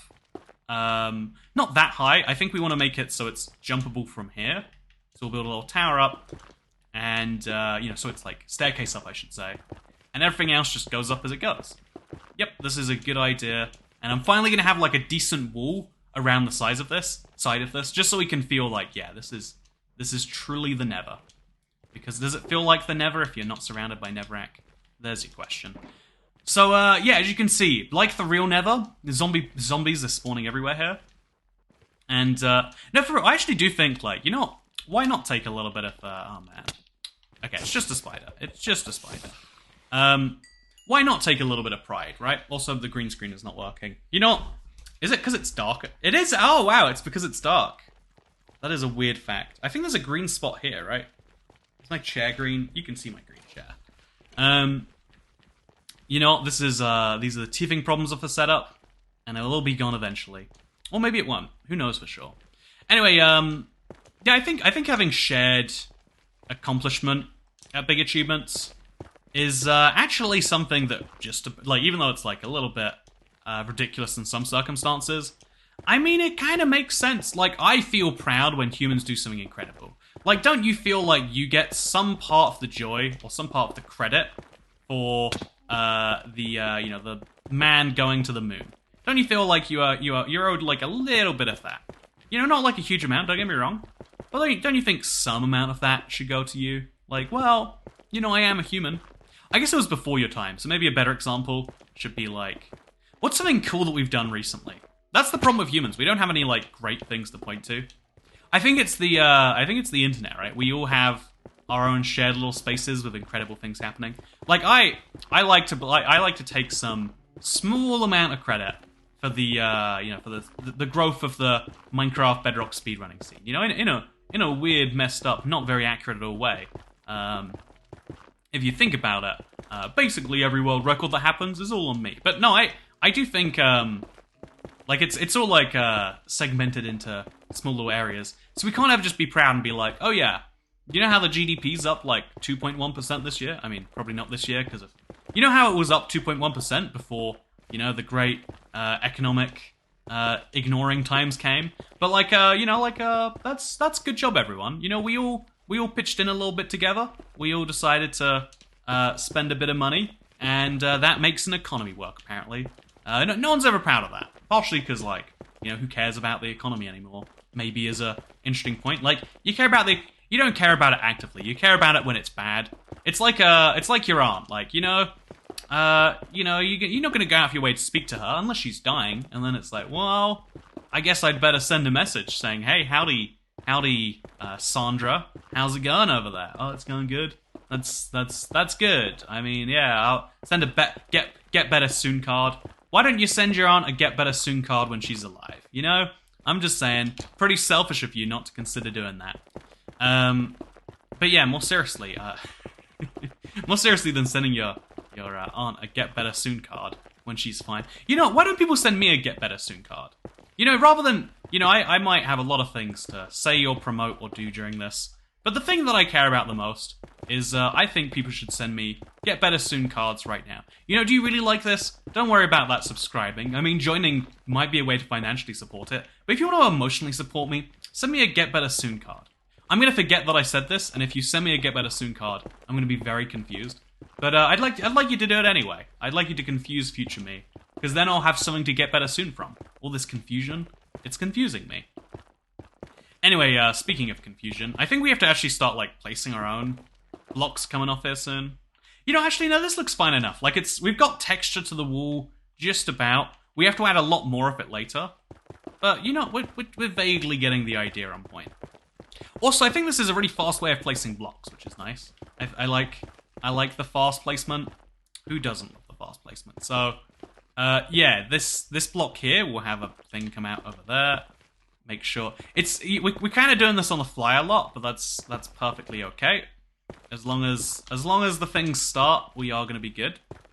And yeah, I think it's I really like challenges sometimes. I think everyone who plays Minecraft has this feeling in them somewhere that maybe they don't even know or understand or whatever else. But a good challenge is like one of the better things. Also, I think I shouldn't have. I think I got to make sure this goes a block back. There we go. Just want to make sure it's accurate. I think everyone does enjoy a challenge. I think sometimes, you know, when things go bad, we're convinced, like, no, I want things to be safe. But the thing that actually makes us happiest in the world is, like, this perfect level of challenge. And to me, this is actually that. It might seem like it's a mega project that's going to last dozens of hours, because it totally is.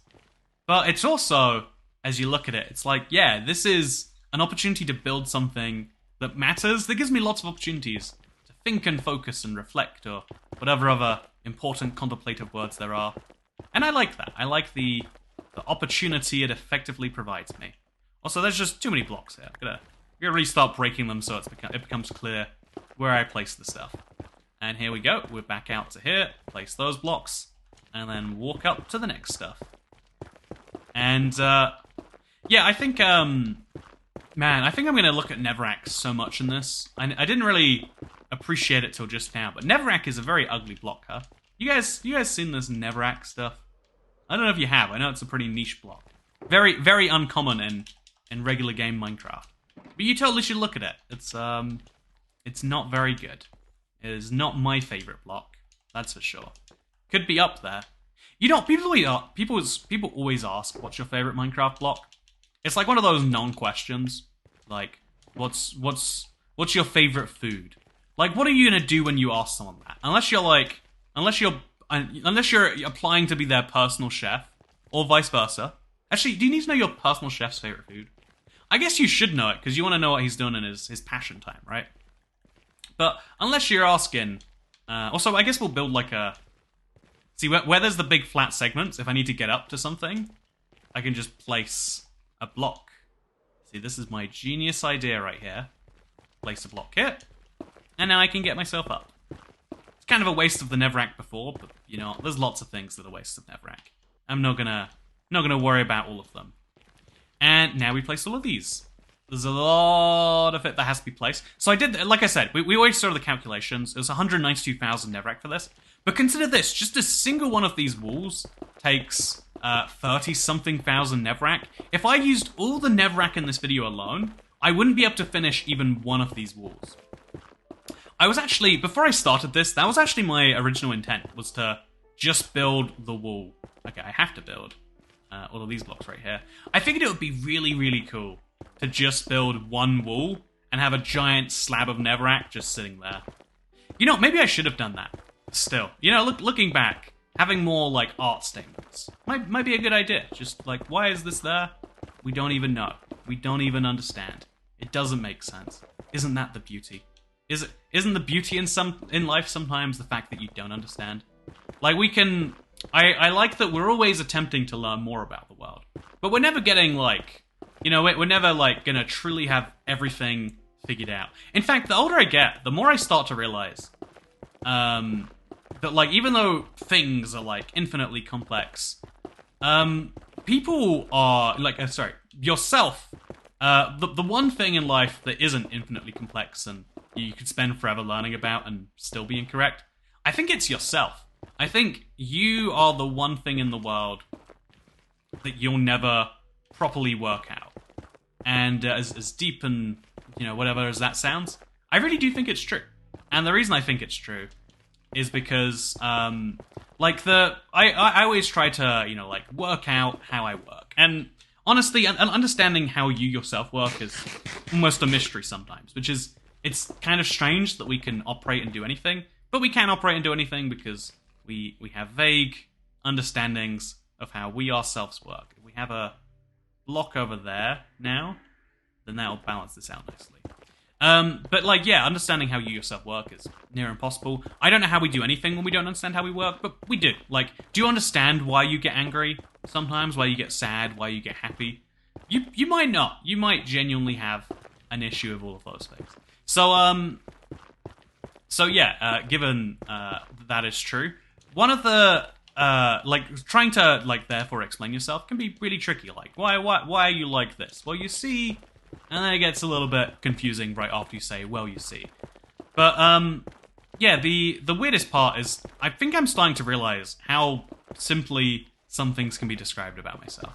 You know, like, trying to explain why YouTube matters, etc., etc., etc., is like, oh yeah, well, the more views there is, the more that means I matter to people outside of me, and that's really important. But also, I really like money. Why do I really like money?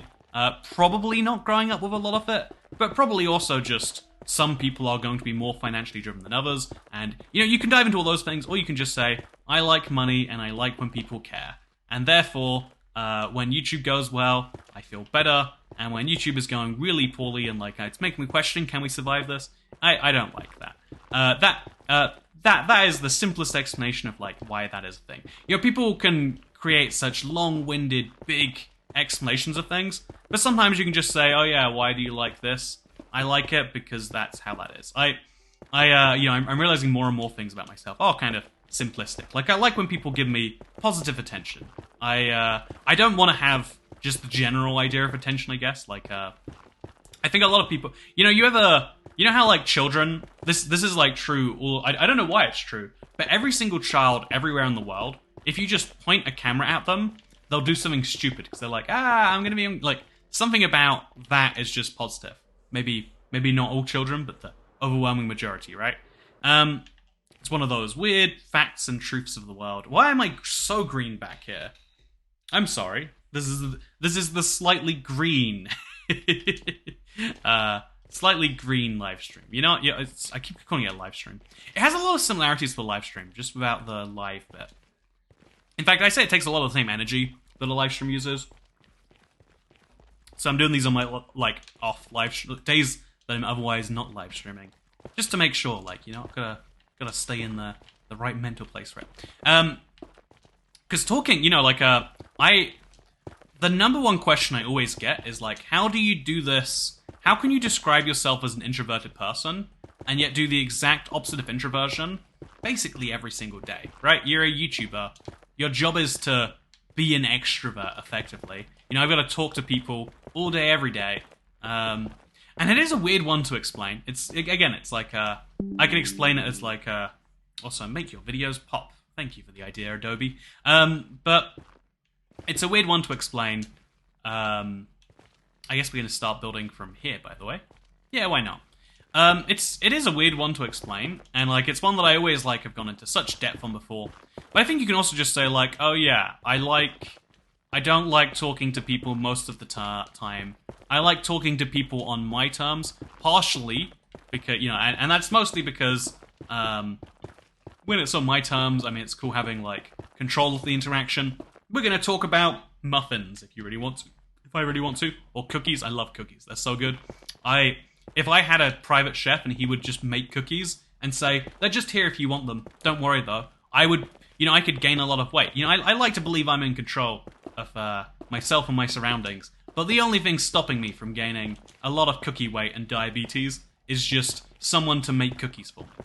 You know, therefore, if someone made me cookies, is that an act of love or is that like an act of hate, you know? If someone provides your needs exactly as you need them, to the point where it harms you, is that you know, the best thing? Or is that the worst thing in the world? You consider that, internet. Yeah, like, what's the actual deal? It's like, yeah. Most introverts, too, like, the most interesting people, it's just they're like, yeah, if you're, you know, like, the more you talk to people, the more they start, like... You know, for example, here's one I think a lot of people have the floor off. Also, I'm gonna try and get the Netherrack out, and then pick up the box again. I don't think it's gonna work. Well, it definitely won't work if I don't leave a space for it. Let's go. Did I get it? I hope I got it. Okay, we're full. We're good. Yeah, we're building a very high wall now, by the way, around this lovely Netherrack area. But yeah, I think a lot of people are just have this thing inside of them where if someone requests something of them, yeah, they want to do it. They want to be helpful. Like this is that thing about humans. Like we're like a really nice species. I think that's one of the you know, even though you might think to yourself like, man, I hate people so much. The truth is, like, actually, people are really, really nice. Basically, all of the time. The struggle, the challenge, if you will, usually comes in my experience, the struggle comes in with like, oh yeah, well when someone asks you to do something, you want to be nice and help them out, even to your own detriment sometimes. And so there's a lot of people where it's like, man, I hate speaking to people, because if you ask, you know, like, this is one of the, it's almost like a social experiment you can do as like I think a lot of people do this as a teenager. Just like ask something unreasonable of someone, like, oh, like something that you would never ask previously. Like, can I just have that? And they might just say yes. Like, I remember as a teenager, like one of my friends was like, I spent like a lot of, you know, you get like 4 sushi rolls for £1 at supermarket sushi, and it wasn't even a friend, it was just a guy I knew. A guy I knew was just like, oh, I've always wanted to try sushi. Could I have one? And it's like, man, to me, that was such an unreasonably ridiculous, you know, a whole quarter. But, like, in reality, like, you know, a lot of people, you know, the bigger part of me is just like, yeah, I want to say yes. I think it'd be cool to, but also, no, that's very, very over the top. But also, why don't I just say yes? You know, if you see the struggle that could perhaps come from that. Yeah, it's kind of funny to me that, like, also, wow, this is very tall and very flat. Let's keep placing. So we'll do 3 at a time, I think, is the smartest way. Because if we do 3 at a time, we're getting way more blocks placed, and I think it's just the faster way to build something like this. Yeah, this is definitely this is the way to go. Let's build some very high walls, huh? We won't have a 256 by 128 wall, but I'm hoping we'll have a wall that goes up to 128 for at least some of this. Also, we shouldn't have done 3 blocks because now this is 4. So we have to do 3 here and then, okay. It's fine, it's fine. Having 1 block difference, not a big deal. Let's place down our Netherrack. It's weird because sometimes this feels like a live stream to me, you know? Like, what is the real difference between a live stream and one of these? I don't know for sure. If you like these, by the way, you might like my live streams where it's funny because I really did basically do live streaming before live streaming was a big thing in the way that I do it, where like, oh yeah, I would just make an, 2-hour-long Let's Play that was uncut. Mostly I did uncut videos because I hate editing, and I didn't have an editor for 99% of this channel's history. So it was cool, probably like 80% now. But like for the majority of it, and so be like, oh yeah, it's cool, I get to do the part of YouTubing that I like, where I talk, we do the things, we place the blocks. I'm making a very big project. Look how much taller it's getting every single time I do this. It's my favorite part of the YouTube process, and I just get to do more of it. I love it. And so, as soon as live streaming became... Even when live streaming wasn't really a thing, you can fact check this one. I was doing live streams in like 2013, once a week, just as like a curiosity, like I felt like, oh yeah, it's basically making a video but live. Some people would sometimes watch those videos, and I figured, yeah, that's enough to do a whole thing from. It turned out, somewhere in the years that I was live streaming, it became like this really lucrative thing. It was next to overnight. On YouTube, I don't even know why or how it happened, but they added this feature where you could give money to streamers, tip them, and no one used it forever. It gave 95% of the share to the creator. It's just, here's some money that you can give, and no one used it. Then they replaced the system overnight with something called Super Chat, and all of a sudden people are like, oh, so you tip streamers, that's what you do when you like them. But then YouTube started taking 30%, and for so long I was mad, like, so YouTube takes 30% and now everyone loves this system. But in reality now it means that like streaming actually gets you paid. Like if there are people who like your stuff, you can get paid as a result of it. Instead of having to run 16 trillion ads like on Twitch, you're just like, yeah, if you want to support this thing, if you like something, you can support it. And that's so much better of a system in my opinion. I don't think it'll last forever. Like, it's my favorite way to run anything. Obviously, everything like hits its end. But just like, if you like something, help it to exist more is the best system in the world for like so many things. I'm obviously very biased when I say that, because like, oh, you just mentioned how you gained from it. But it was incredible that like, overnight it meant that like, everyone now, could start streaming, and it wouldn't just be this quirky like, option on YouTube. It meant it was like, a thing that people might start doing as a way to build content. And although Minecraft streaming on YouTube gaming is the worst, don't look it up if you can't actually find new Minecraft live streams to watch. I think it's this like, super cool... almost idea, right? Or maybe I'm crazy. Anyway, speaking of how I'm crazy, so you know how I said I like speaking to people, but I prefer it to be on my terms. I think it's weird because that situation of the guy who says like, oh yeah, can I just have a huge amount of that thing that you have for basically no reason, is still like a really prevalent thing. Also, I think we'll just keep building this wall that way, I guess. Yeah, let's just keep doing it. Let's just make... Because the more layers we can do in a row, the more efficient it gets. And also, the more of this I build, the more this corner gets impressive and intimidating. So, let's jump down to that shulker box. I'm going to leave these, like, littered everywhere at this rate. Grab all of these, and then place another shulker box down, I guess. Where we place all of these. Yeah, this wall is definitely... Look, just seeing that go up, like, 3 blocks, it's really starting to build this feel of Nether. But it needs to not be 10 blocks high, it needs to be like 100 blocks high. So, let's make sure that it's that, I guess. Place some blocks all the way out to here. Although we'll go all the way out to over here, I think. Which means we have to place all of the Netherrack for that. Totally fine, I can do that right now. So, yeah, out of the 192... I think, okay, here's a rule for life, internet. If you'll allow me to share it with you. I think everything in life can be like subdivided down into smaller tasks. And the trick to doing big stuff like this, that you might look at and say, how are you ever going to stay motivated for? Is to like try and split it into as many small tasks as possible. You know, like I said before, I always talk about how, like, discipline is more important than motivation. Still agree with that 100%. Like, you need to be disciplined in what you're doing. You need to tell yourself it doesn't matter how much you want to do something, you do the thing. But that only gets you so far. Like, you know, there's a reason that no one has the discipline to both go to the gym every day and also make amazing, you know, things, and also, you know, get really... It's really hard to maximize every single aspect of life, because we're only human beings, and eventually, you know, your motivation, your discipline, your being starts to fail.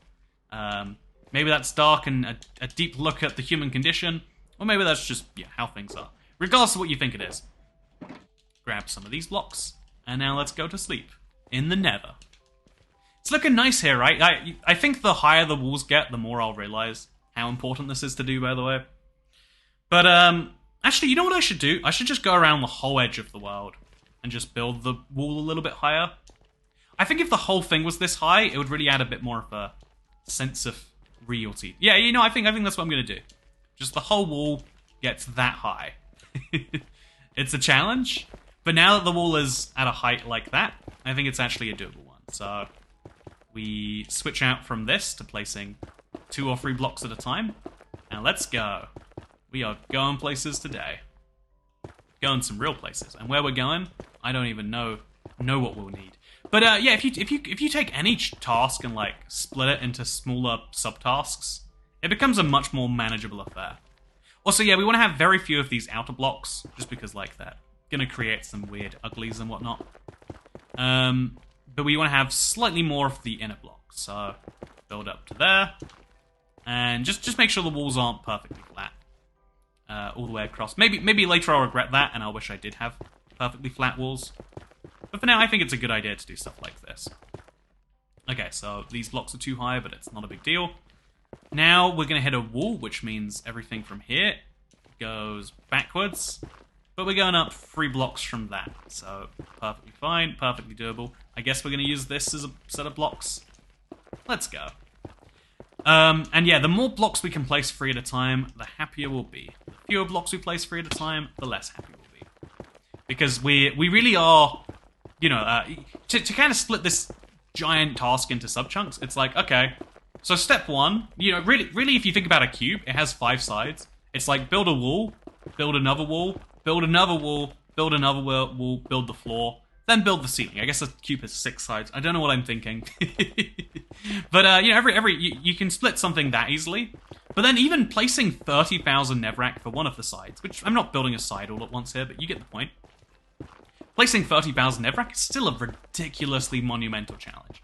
So how do you overcome that? Well, you say, okay, I've got to place 30,000 blocks, right? Them's the facts. How do you make that faster and easier? Well, you work out how you place 30,000 blocks very quickly. Given that this is roughly one of the sides, if I can do this number of blocks now, I can work out the time from that, multiply it by 6 or 7, and I know how much the entire project takes. But then even how do you place 30,000 blocks when you know it takes hours? Well, it's like, okay, you make it a game to see how fast you can do it.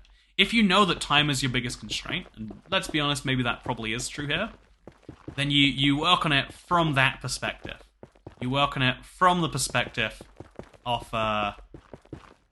you work on it from a perspective of saying, this is going to be something very big that I'm just going to have to do, and I need to be efficient. And I think I've learned the most efficient thing is definitely placing these stacks.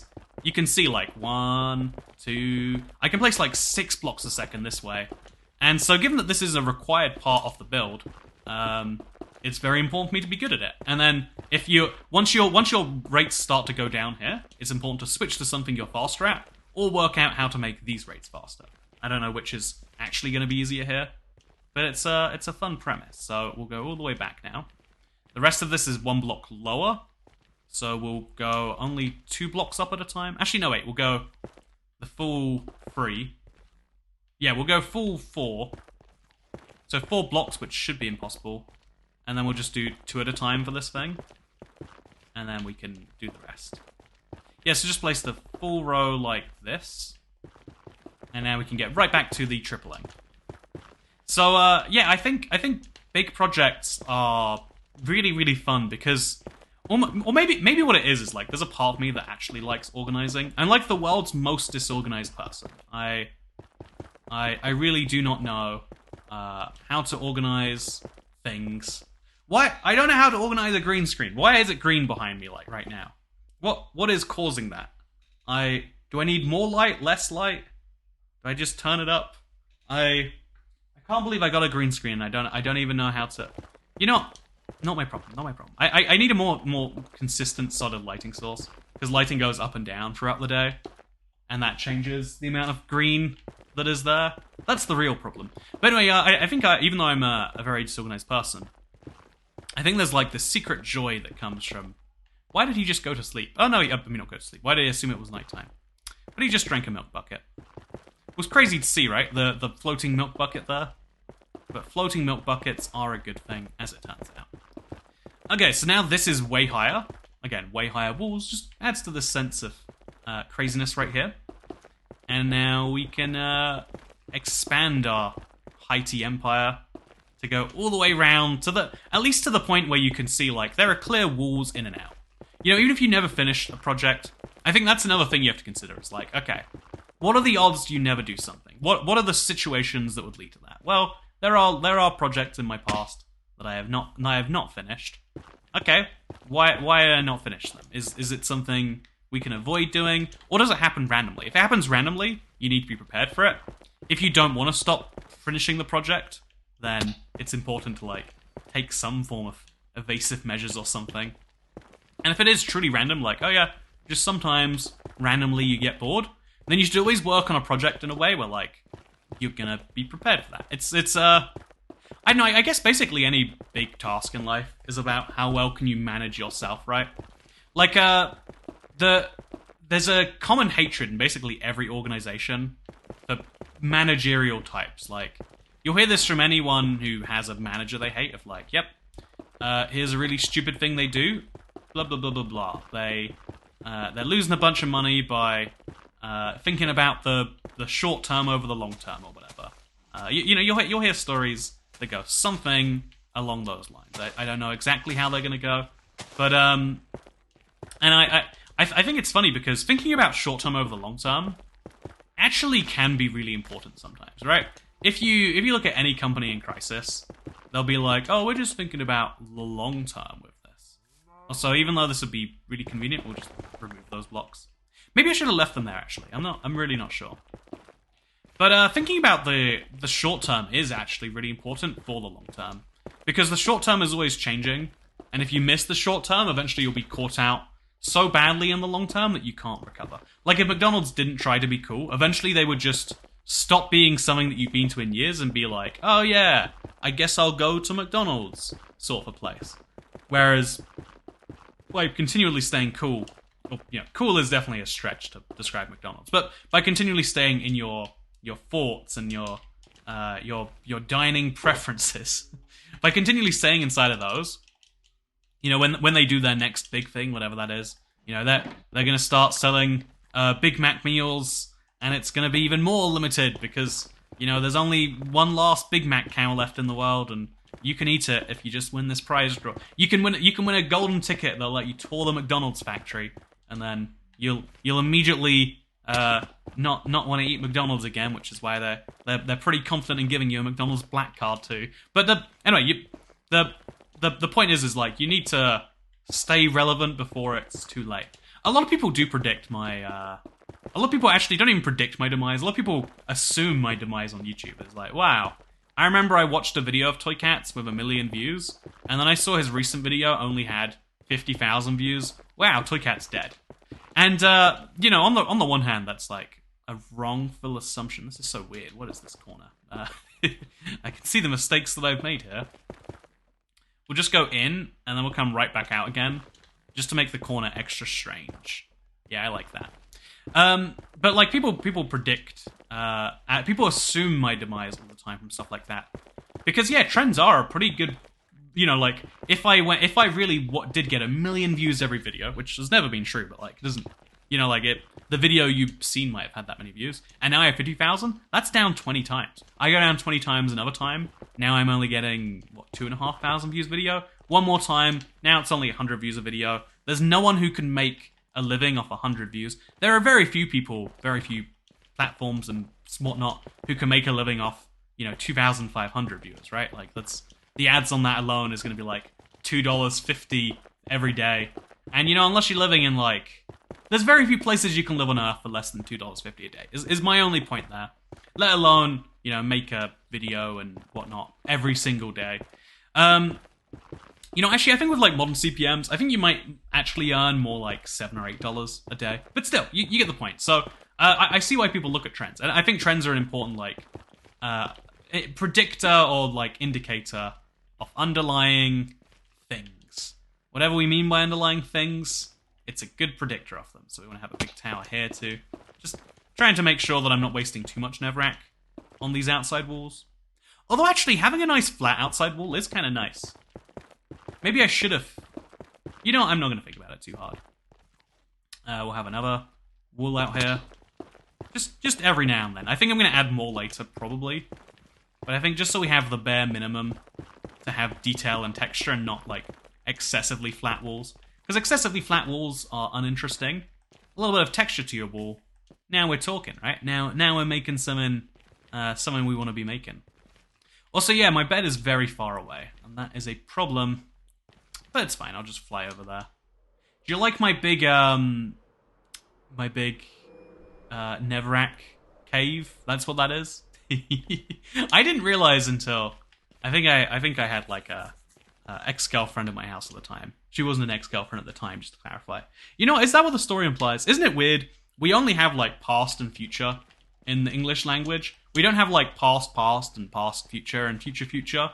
Like, if you say something like, my future wife, you could also have, in your future, a future wife, if that makes sense.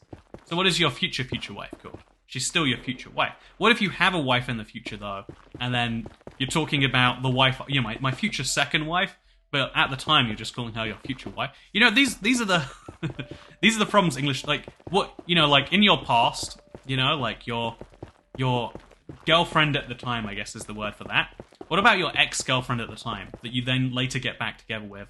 Do you describe her as your now girlfriend? That's the only way you can describe it. You have to be like, this is my... See, you see the issues of that? And don't get me started on the layers deep you can go into this. English is really inefficient with, like, a lot of things. Like today, I was thinking about plural, right? So there is one fish and there are two fishes. Fishes is the plural of fish. Trust me, that's an English lesson you can definitely take. I'm from the UK. I think I know English.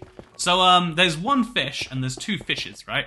Or maybe we should use a example everyone can agree on. There's one sword, two swords. I was going to say copper, but copper's kind of an indefinite plural too. But, indefinite plural? That's not the one. But anyway, I was thinking recently, because, if there's one sword, two swords, that makes sense to everyone. Like, there's multiple of them, so you use a different word for it. First of all, why do you need to use a different word for it? Well, it's because you need to clarify there's more than one. But the problem with the more than one thing is, like, you can then say stuff like, okay, there's one sword, two swords, but then, because fractions weren't thought about at the time we made our language, half a sword is not half a sword. There are 0.5 swords. Unless you say half a sword, in which case it's half a sword. It can be either sword or swords, depending on how you describe it. If there is a pound, right? A pound coin on the floor, or a pound worth of change on the floor, that's 1 pound. But if it's 0.5 pounds, it's 0.5 pound. You see how it's confusing? But what's even more confusing is if you do, like, maths on that. So if you have 2 halves of a pound on the ground, it's 2 halves of a pound. But if you have 0.5 pounds, but you have 2 0.5 pounds, that makes 1 pound. That's a singular one. If I have 2 halves, if I have 2 0.5 swords, 0.5 swords times 2, they're still swords, even though there's only one of them, if you do the maths on that. And it's confusing. You know what else is confusing? the Netherrack texture. You ever look at it? I still haven't looked at it. What even is it, you know? It's the same color as my t-shirt. By the way, wow, available at ibxtoycat.store. You know what, to make this 4-hour video worthwhile, I'm just gonna plug my merch indefinitely. So, also, do you see that there's like a gap between my face and the... It's really weird. Is there part of my face which is green screened? I think there is. How is it my face isn't being green screened? Or my face is being green screened, but the literal green, you can see that it's green, by the way. Look at that. Like, it follows me around. That's so strange. Anyway. Strange things. Isn't that fun? Yeah, I've got some fun plans for tonight, by the way. Do you want to hear about them? Nah, you don't want to hear about them. You'd rather hear about the weird world of plurals and not plurals. Why is it 1.01 swords? What about 1.0001? What about 0.99999? You know, there's this funny thing. If you, you know, like, what is a third expressed as a decimal, right? It's like 0.33333, you know, infinitely repeating. Okay, so what is 0.333333 infinitely repeating times 3? And the answer is depending on your point of view, 0.9 infinitely repeating, or it's 1. And I always enjoy that in maths. Like, it's one of those big debates that really basically means nothing, but is like a fun talking point. Because, like, yeah, it means whichever one you want it to mean. And I've always enjoyed that. Like, even maths, this like set of rules, actually comes down to arguments at some point. Because you need to argue, like, well, 0.333 is just the simplification of a third, or is it? Or is it? You know, like, is it just that a third cannot be expressed in a base 10 numbering system? Because if we use, you know, base 3 as our numbering system, for example, then each of those thirds represents 0.1. 0.1 times 3 is 0.3. 0.3 in base 3 would be 1. And so actually, yeah, 1/3 times 3 is obviously, you know, going to be 1. But it's, like, in the system we have right now, there's no denying that if you multiply 3 by 3, you get 9. And there's no denying that if you take the decimal 1/3, it's just 3's all the way to the end of time. And so, in theory, you multiply those 3 by 3's, and you get 0.9 to the end of time. See, it's a case where you can argue both sides with pretty even effectiveness, if we're being honest, right? Like, neither one of those points is particularly compelling over the other. But that's almost what makes it so interesting, is these times where the situations where you know, like, basically every major field devolves into stuff like that at some point.